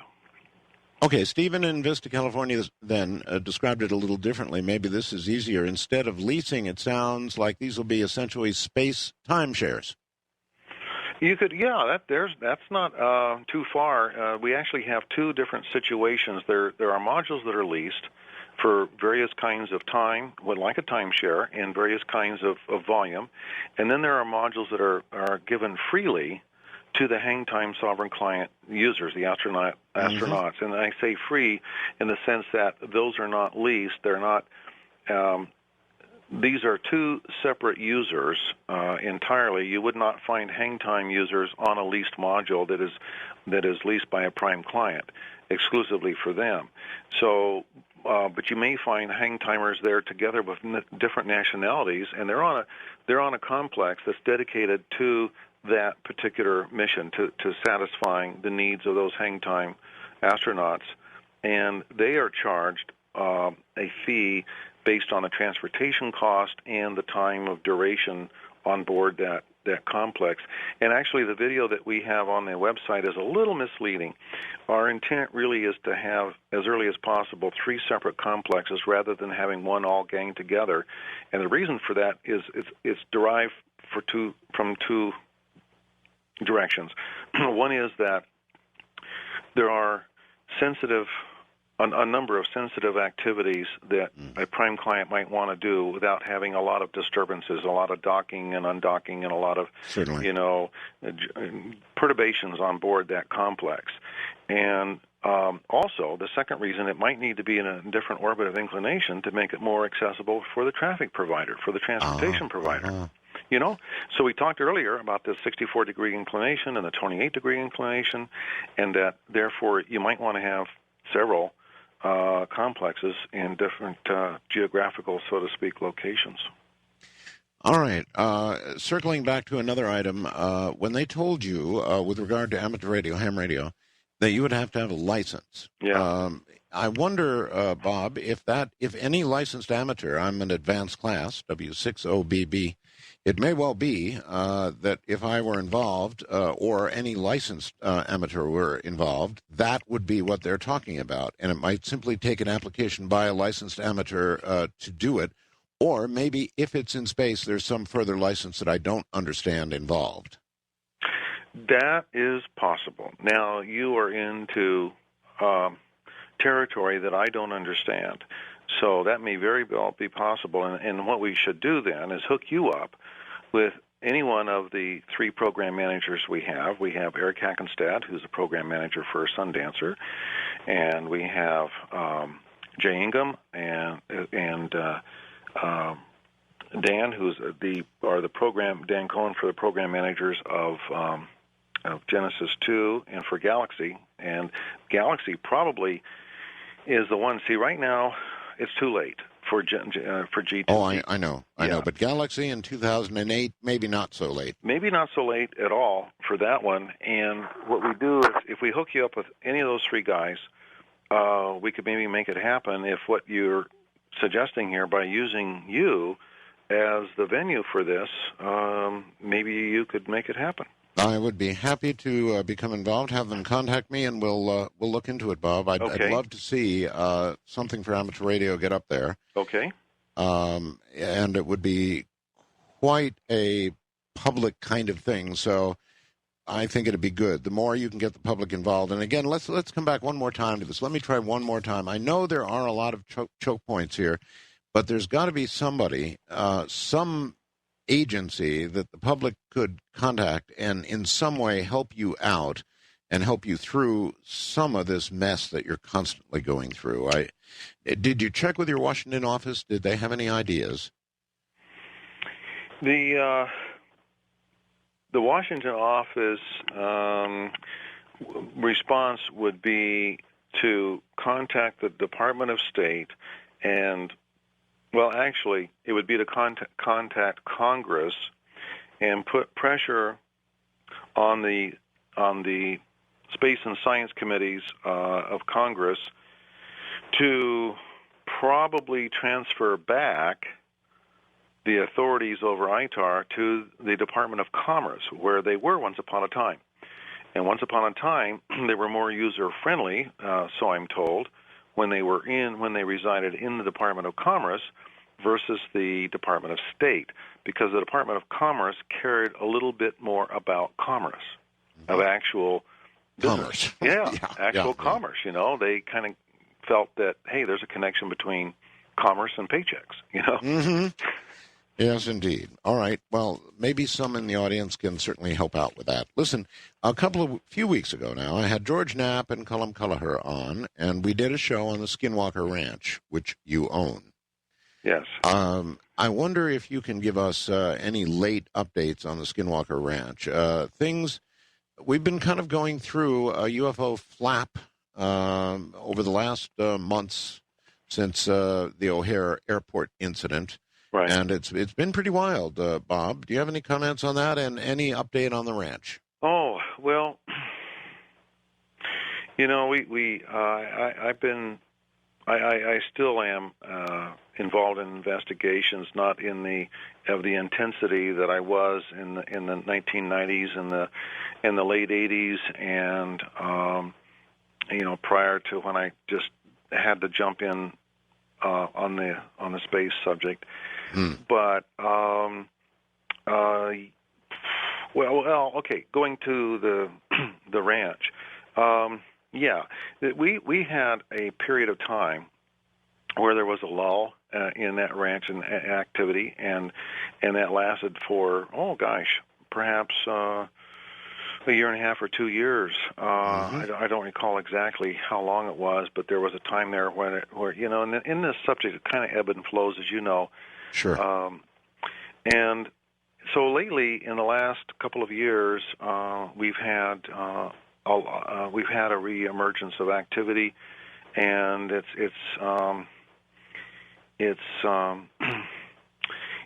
and again, it doesn't repeat itself. The characteristics are that they're very unsuspecting as you do not suspect the time or the kind of performance or the timing of the performance, number one.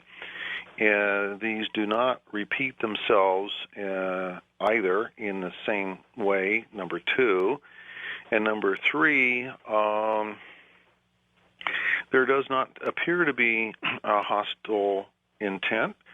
It's not a performance that appears to deliberately or you know, cause harm. More like poltergeist activity. Yeah, there is a sense of game with it. There is a strong sense, and I'm not sure, you know, I won't go down the relationship, characterizing it as relationships or anything like of that sort. But there is, I'm sure you know, there's, you know, this is a topic that seems to lend itself to conscious behavior or consciousness connections. I'll put it that way. That's right. And so you can get the feeling that there is an awareness that we can't account for. There is an awareness that is not something in which you have control over, and so therefore, you know, these performances are at the behest of the performer. We are an observer and a bystander and a participant, willing or unwilling, you know. Yes. In this, and we are getting an education. You know, we get all of this kind of stuff produces information, and just like the little spacecraft that we're flying in an attempt to trying to do something grand someday, it's all very informational. And you know, in the cattle mutilation area, for example, we've researched all these different subjects, from crop circles and cattle mutilations and abductees and propulsion systems and shapes of craft and all kinds of other consciousness-connected kind of things. And so, you know, you just Well, I don't know where you want me to go in this, but I think that in the cattle mutilation area, as an example, for if you want to say, well, what could you make use of? Let's say this. Let's suppose you were to ask the question, well, is there anything about this that might relate beneficially to an application, that you could do in some time soon? Well, I would say in a cattle mutilation area, for example, there are some very interesting exhibitions of relatively non-invasive surgery that have removed a great deal of tissue from an animal, and you don't know under what circumstance that animal was anesthetized or was it already dead or what. But the less invasive you can make your surgery, the faster your recovery, right? Of course. So in a space-based application, that's very important. You don't want a lot of loose liquids flying around, and so you want to do things to heal a patient that are the least invasive that you could do. I never thought about that. There might actually be application there. I never thought about that. All right, Bob, I've got a whopper of a question when I get back. I know you funded scientists. You've looked into consciousness. You've looked into survival of what our soul after physical death. And so when we get back, I want to ask you if you've come to any conclusions with everything you've funded about life after death. Bob Bigelow, back in a moment. For years and years behind the scenes, most of it, frankly, behind the scenes, Bob Bigelow has funded scientists who are looking into areas that we talk about all the time on Coast to Coast AM. Areas like survival of consciousness beyond bodily death, as an example. He's done work and has funded people that you wouldn't believe. There's been a very great deal of it behind the scenes that's gone on. So in a moment, we'll ask Bob what he thinks about that. Stay right there.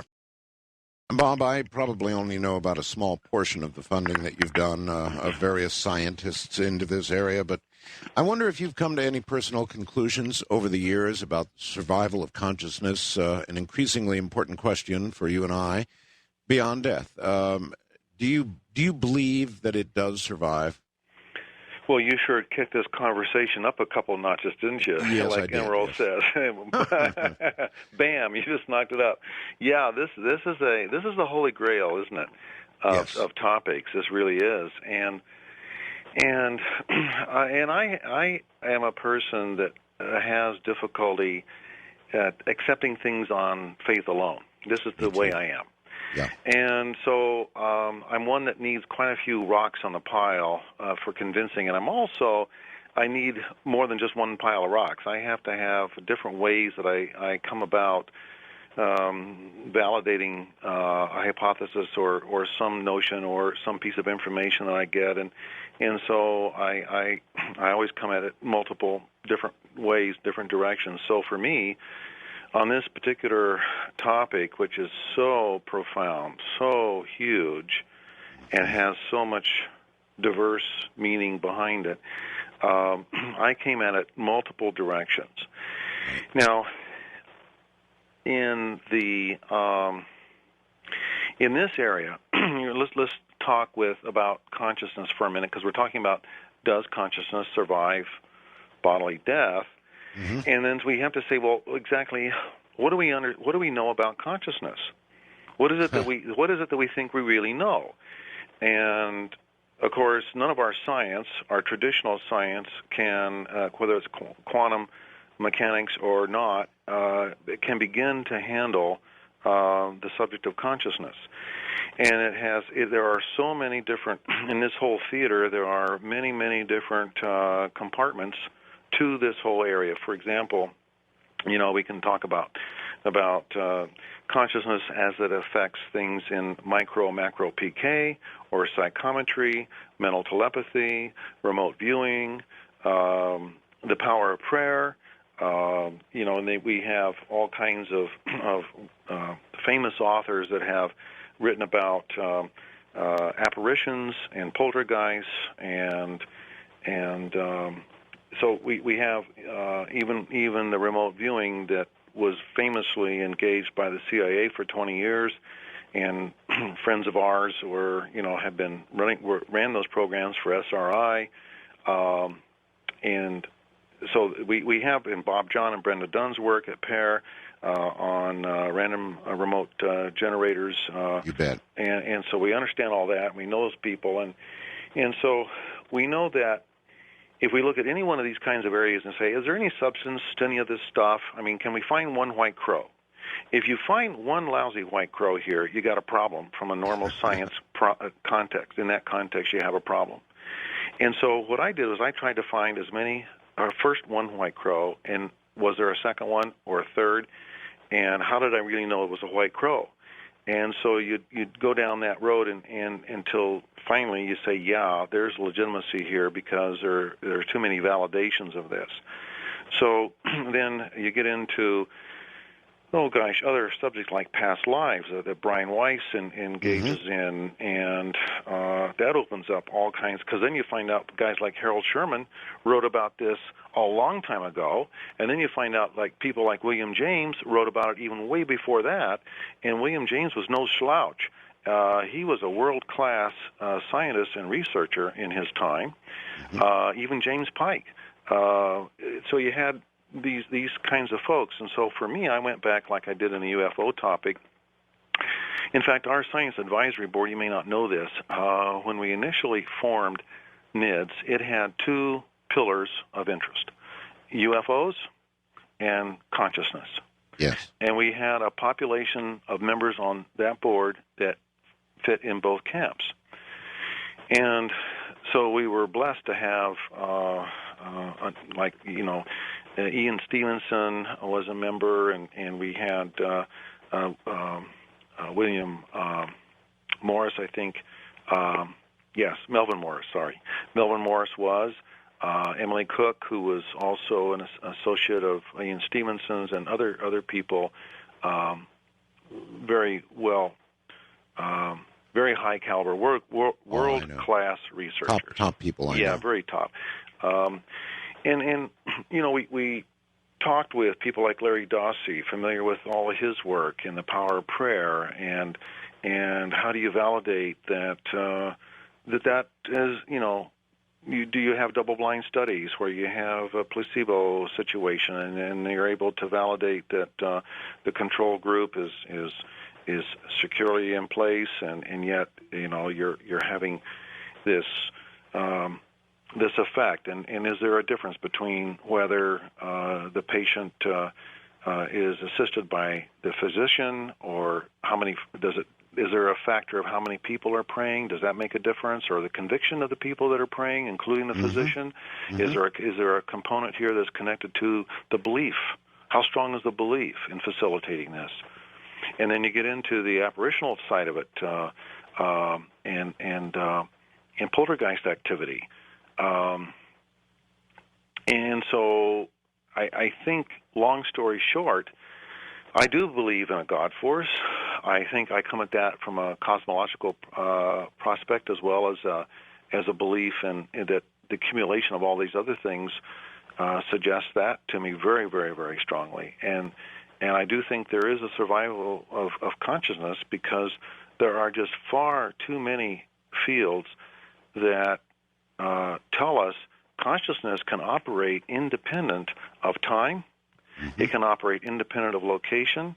I mean, look at Edgar Cayce. I mean, you don't have to, a person doesn't have to take any one of these things and say, well, gee, I don't really kind of believe all that really happened, that Edgar Cayce could do those things and so forth. Well, then move into one of the other topics and research the hell out of that, and see if you go from topic to topic to topic until you come up with a white crow, and now you've got a problem.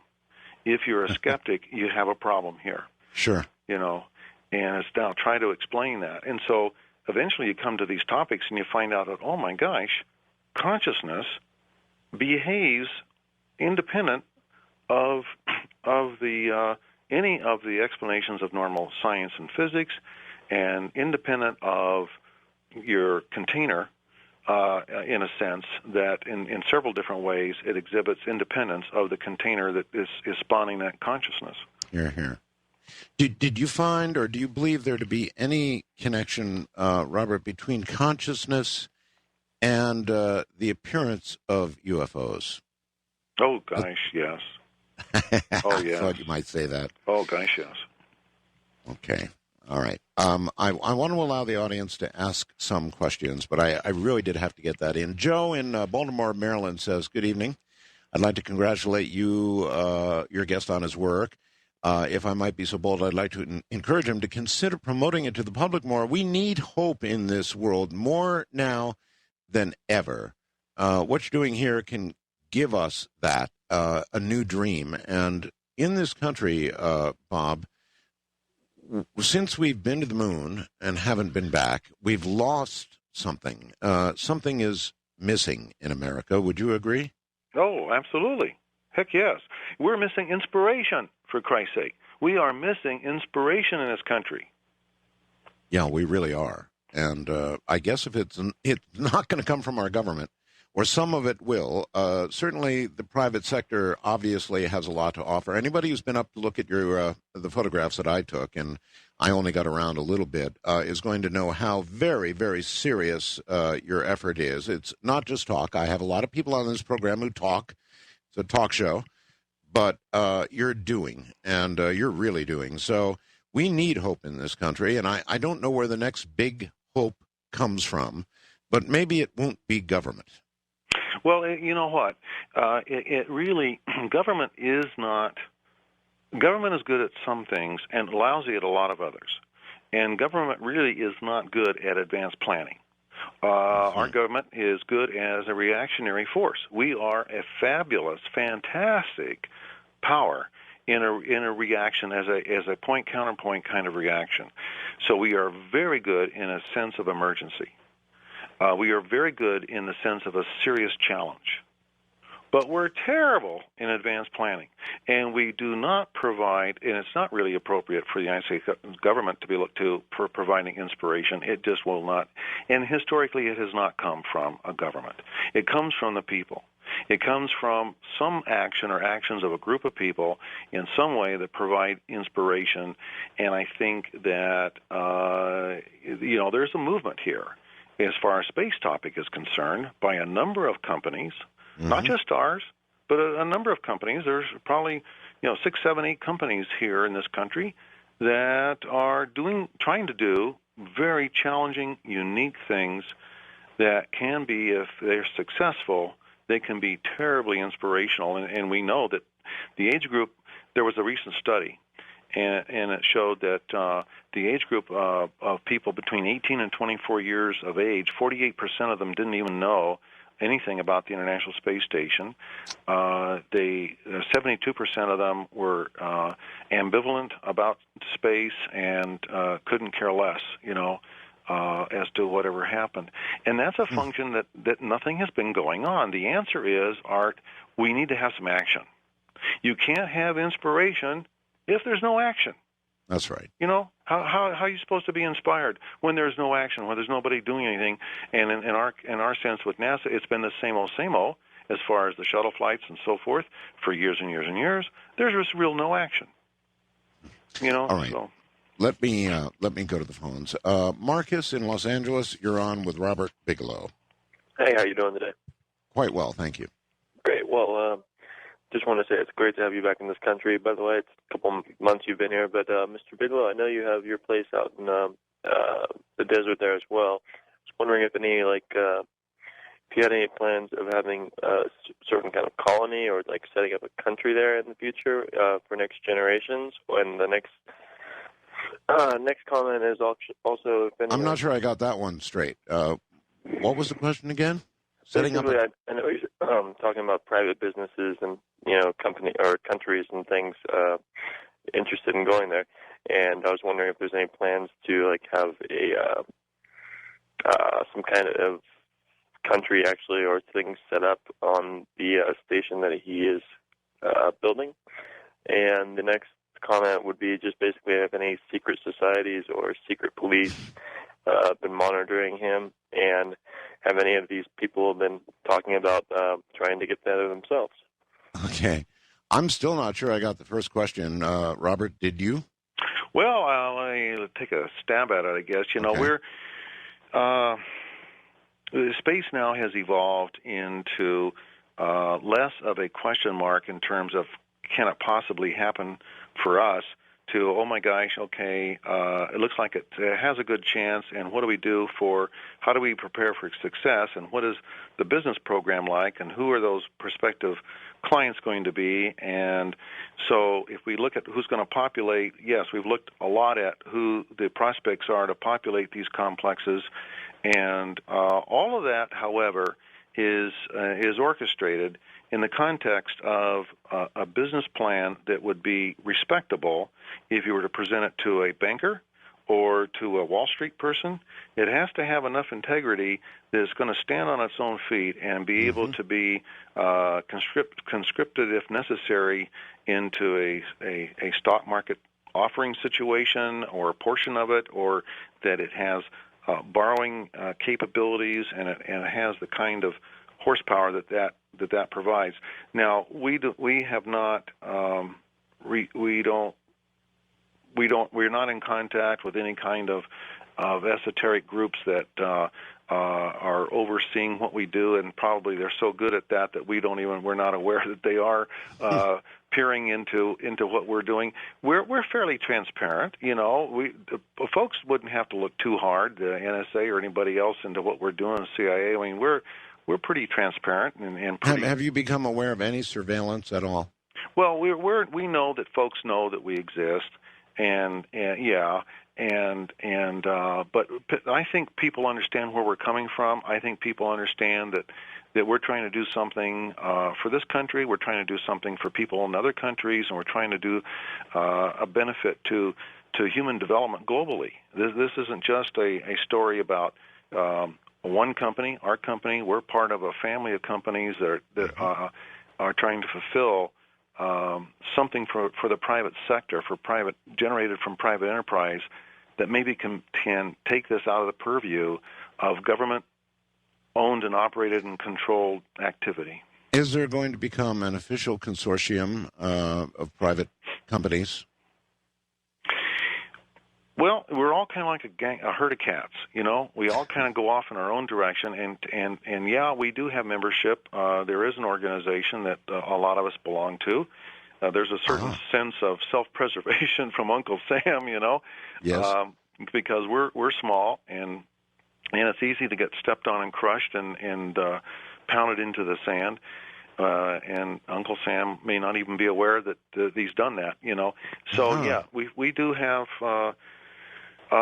We do have an organization that, yes, that we belong. Right. The last caller would want to know if you have a secret handshake. No, some of the signals like that we save for other people, what can't be aired.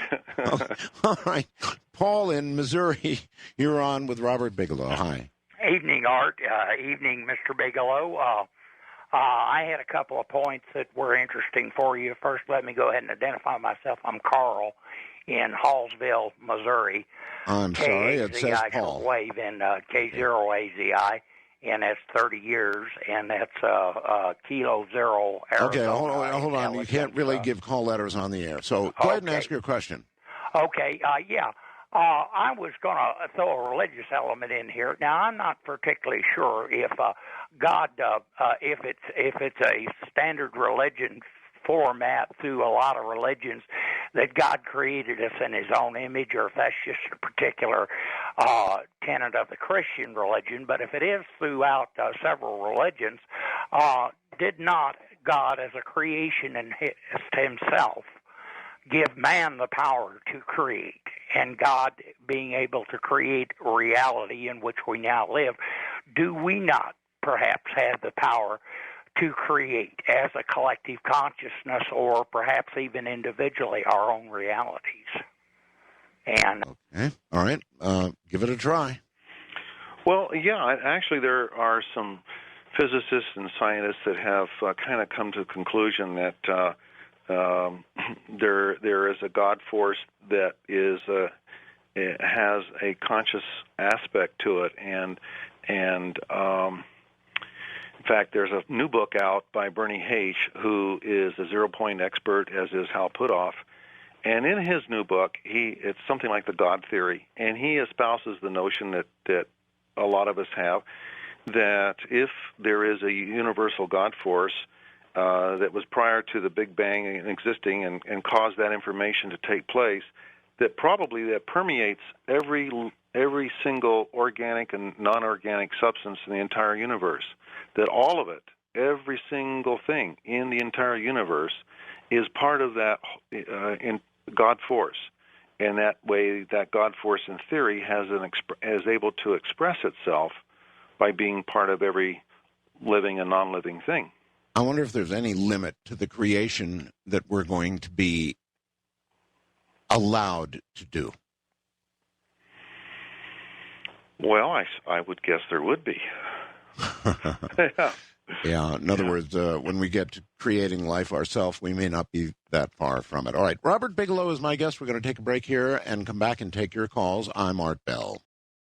God, I'd love to take a ride. I'd love it. Matter of fact, a friend of mine contacted Zero G, a company that takes 727s up, and it just so happens that 727's going to be in the Las Vegas area in September, and I may take a ride. That may be as close as I'll ever get, but what an opportunity that would be, huh? So there you've got it. Why not?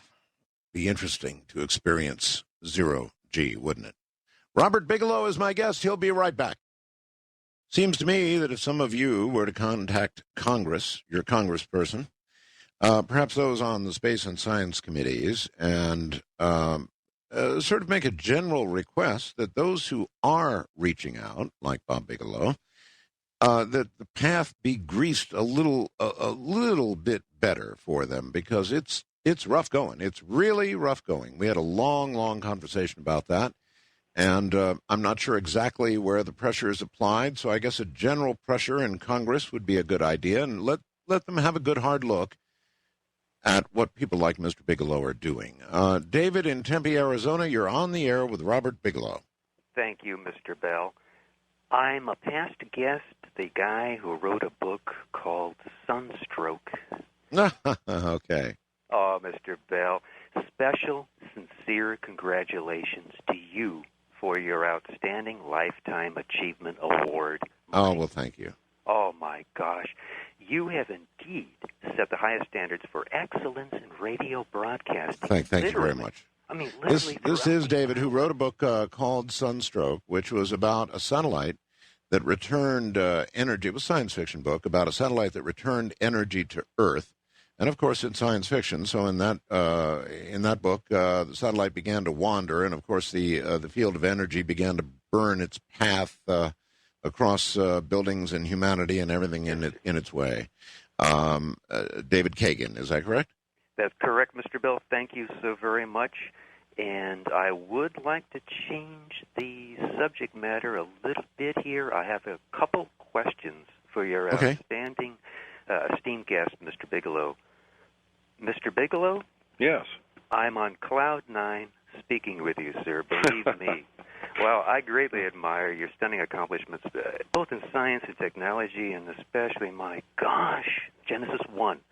Wow. You know, you do remind me a little of Bill Lear, but what you're doing is far larger and infinitely more important for humanity. And as I mentioned to Mr. Bell, I've got a couple questions for you. Go ahead, David. Thank you.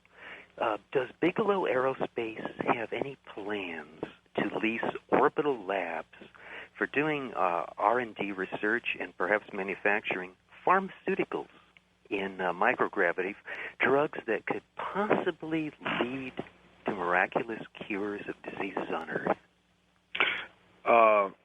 Pharmaceutical applications has always been the category that people have referred to most often as applicable to that location, and we very definitely intend to target that entire community as prospective clients. Fabulous. No doubt it will be a great boon to humanity. perhaps in the near future. Wonderful news. Now, my second question is, would you at all be interested in participating in a feature film thriller that does indeed spotlight Bigelow Aerospace in a highly positive way? In other words, you guys save the world from a different kind of catastrophe that could actually happen. Would you at all be interested in something like that? Does that kind of resonate at all with you, sir? Oh, not, to be honest, Dave, it probably doesn't, because we're kind of in our own little thriller every day, every week and month, and trying to do what we're about. But I thank you for the offer and the invitation. However, the concept of becoming as public as you can be, Robert, under the circumstances, is probably a good one. That's true. That is true, for multiple reasons. Yes. All right. Ann in Walnut Creek, California, you're on with Robert. Dear, I was afraid I was going to have to follow that, because I wasn't going to be anywhere near as complimentary. It's quite all right. All right. And I'm not feeling negative, but I am feeling questioning. I think it's wonderfully exciting, and I guess the best word to describe Mr. Bigelow in my mind is adventurer or explorer.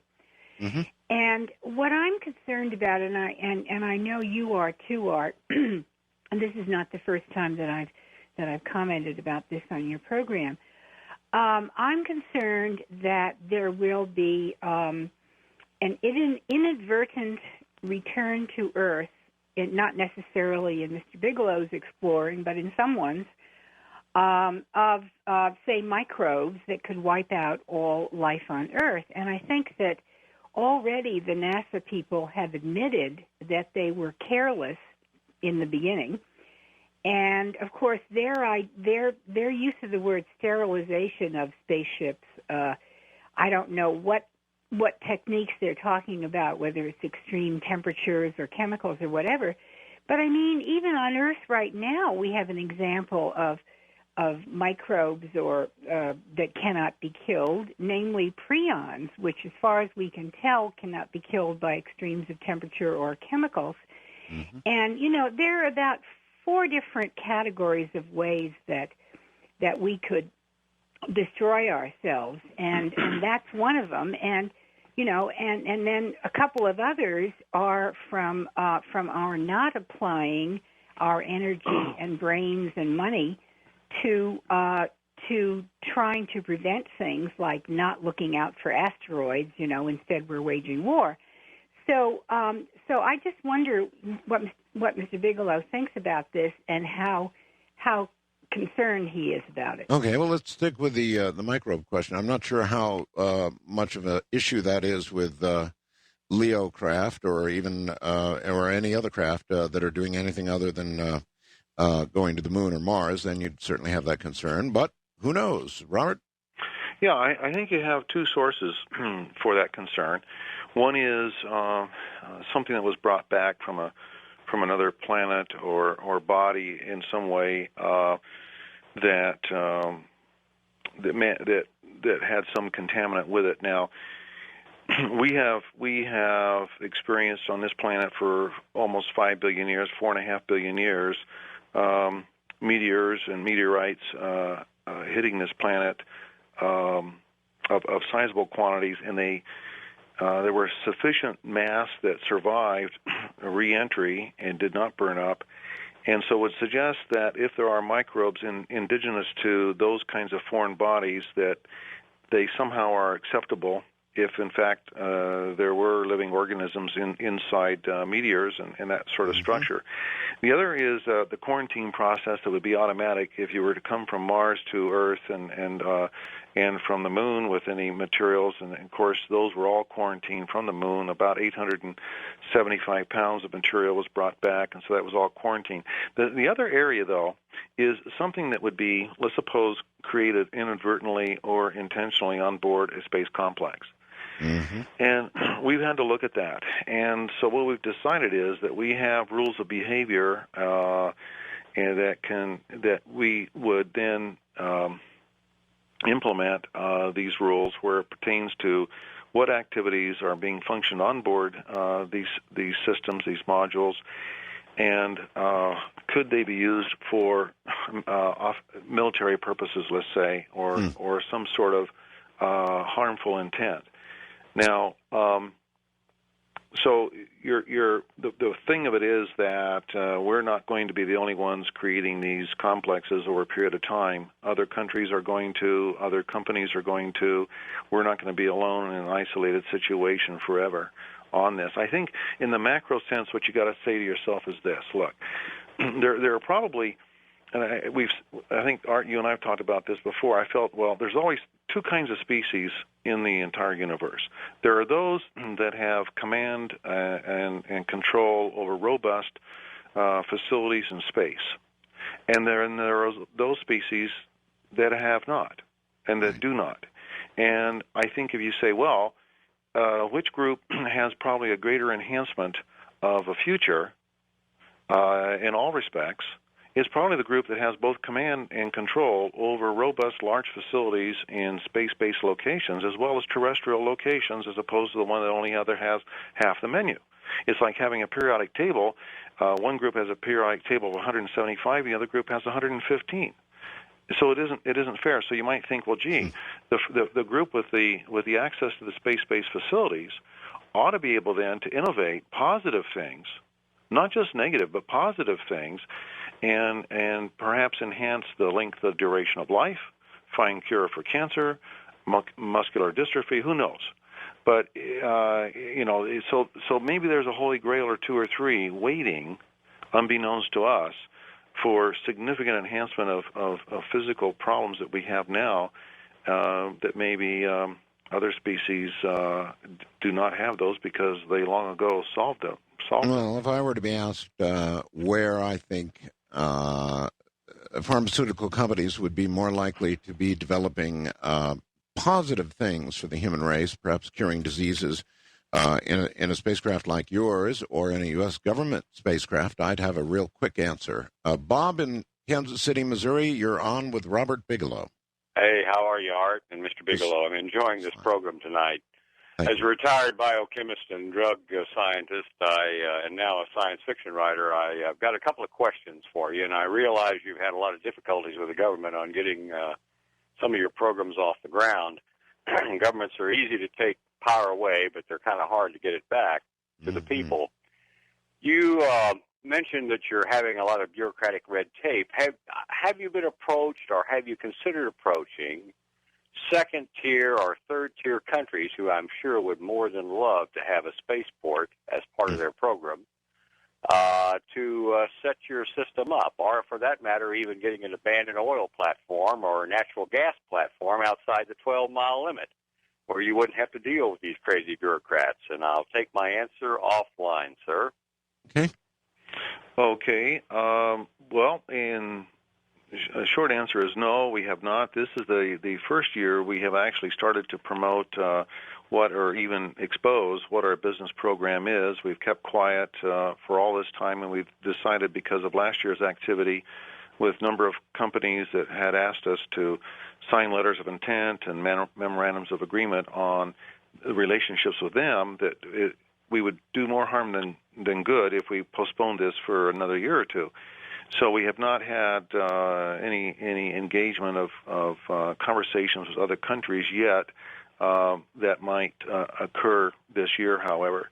But I'm not sure I quite got the question relative to the 12-mile limit unless it is for a launch facility like sea launch is, where sea launch goes to an equatorial area on the ocean and then launches a Zenit vehicle from that location. So, but certainly we will be most anxious to contract with folks who provide user-friendly spaceport locations and facilities as well as the transportation facilities.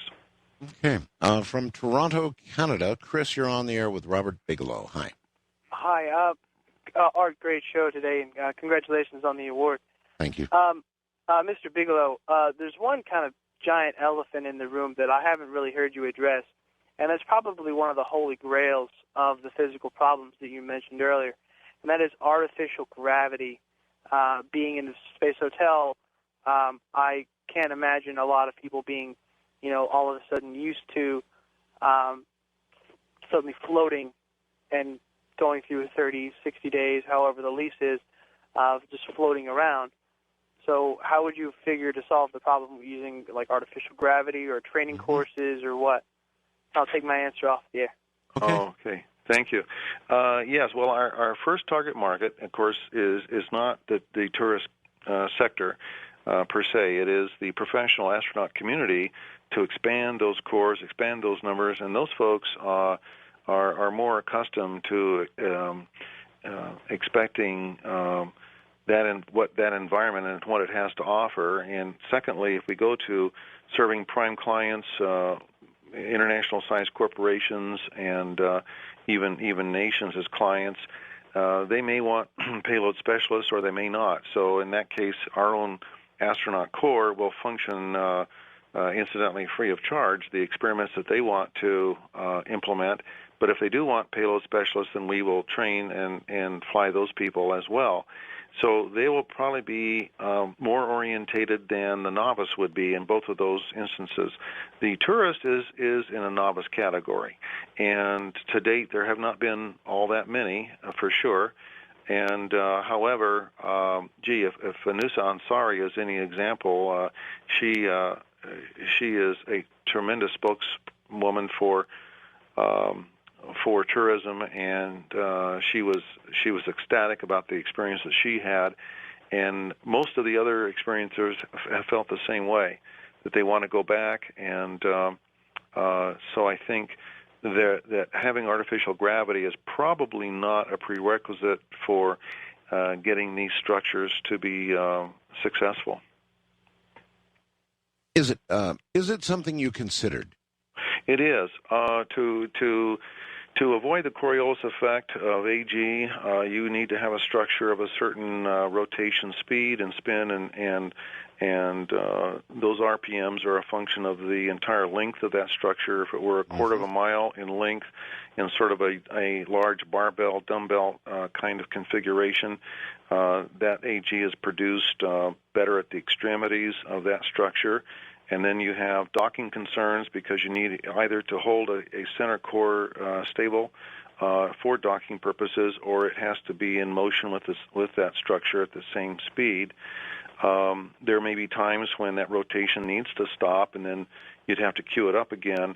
That is more for more advanced deep space missions than probably is necessary in the first generation of LEO operations, but you might consider that for a Mars expedition.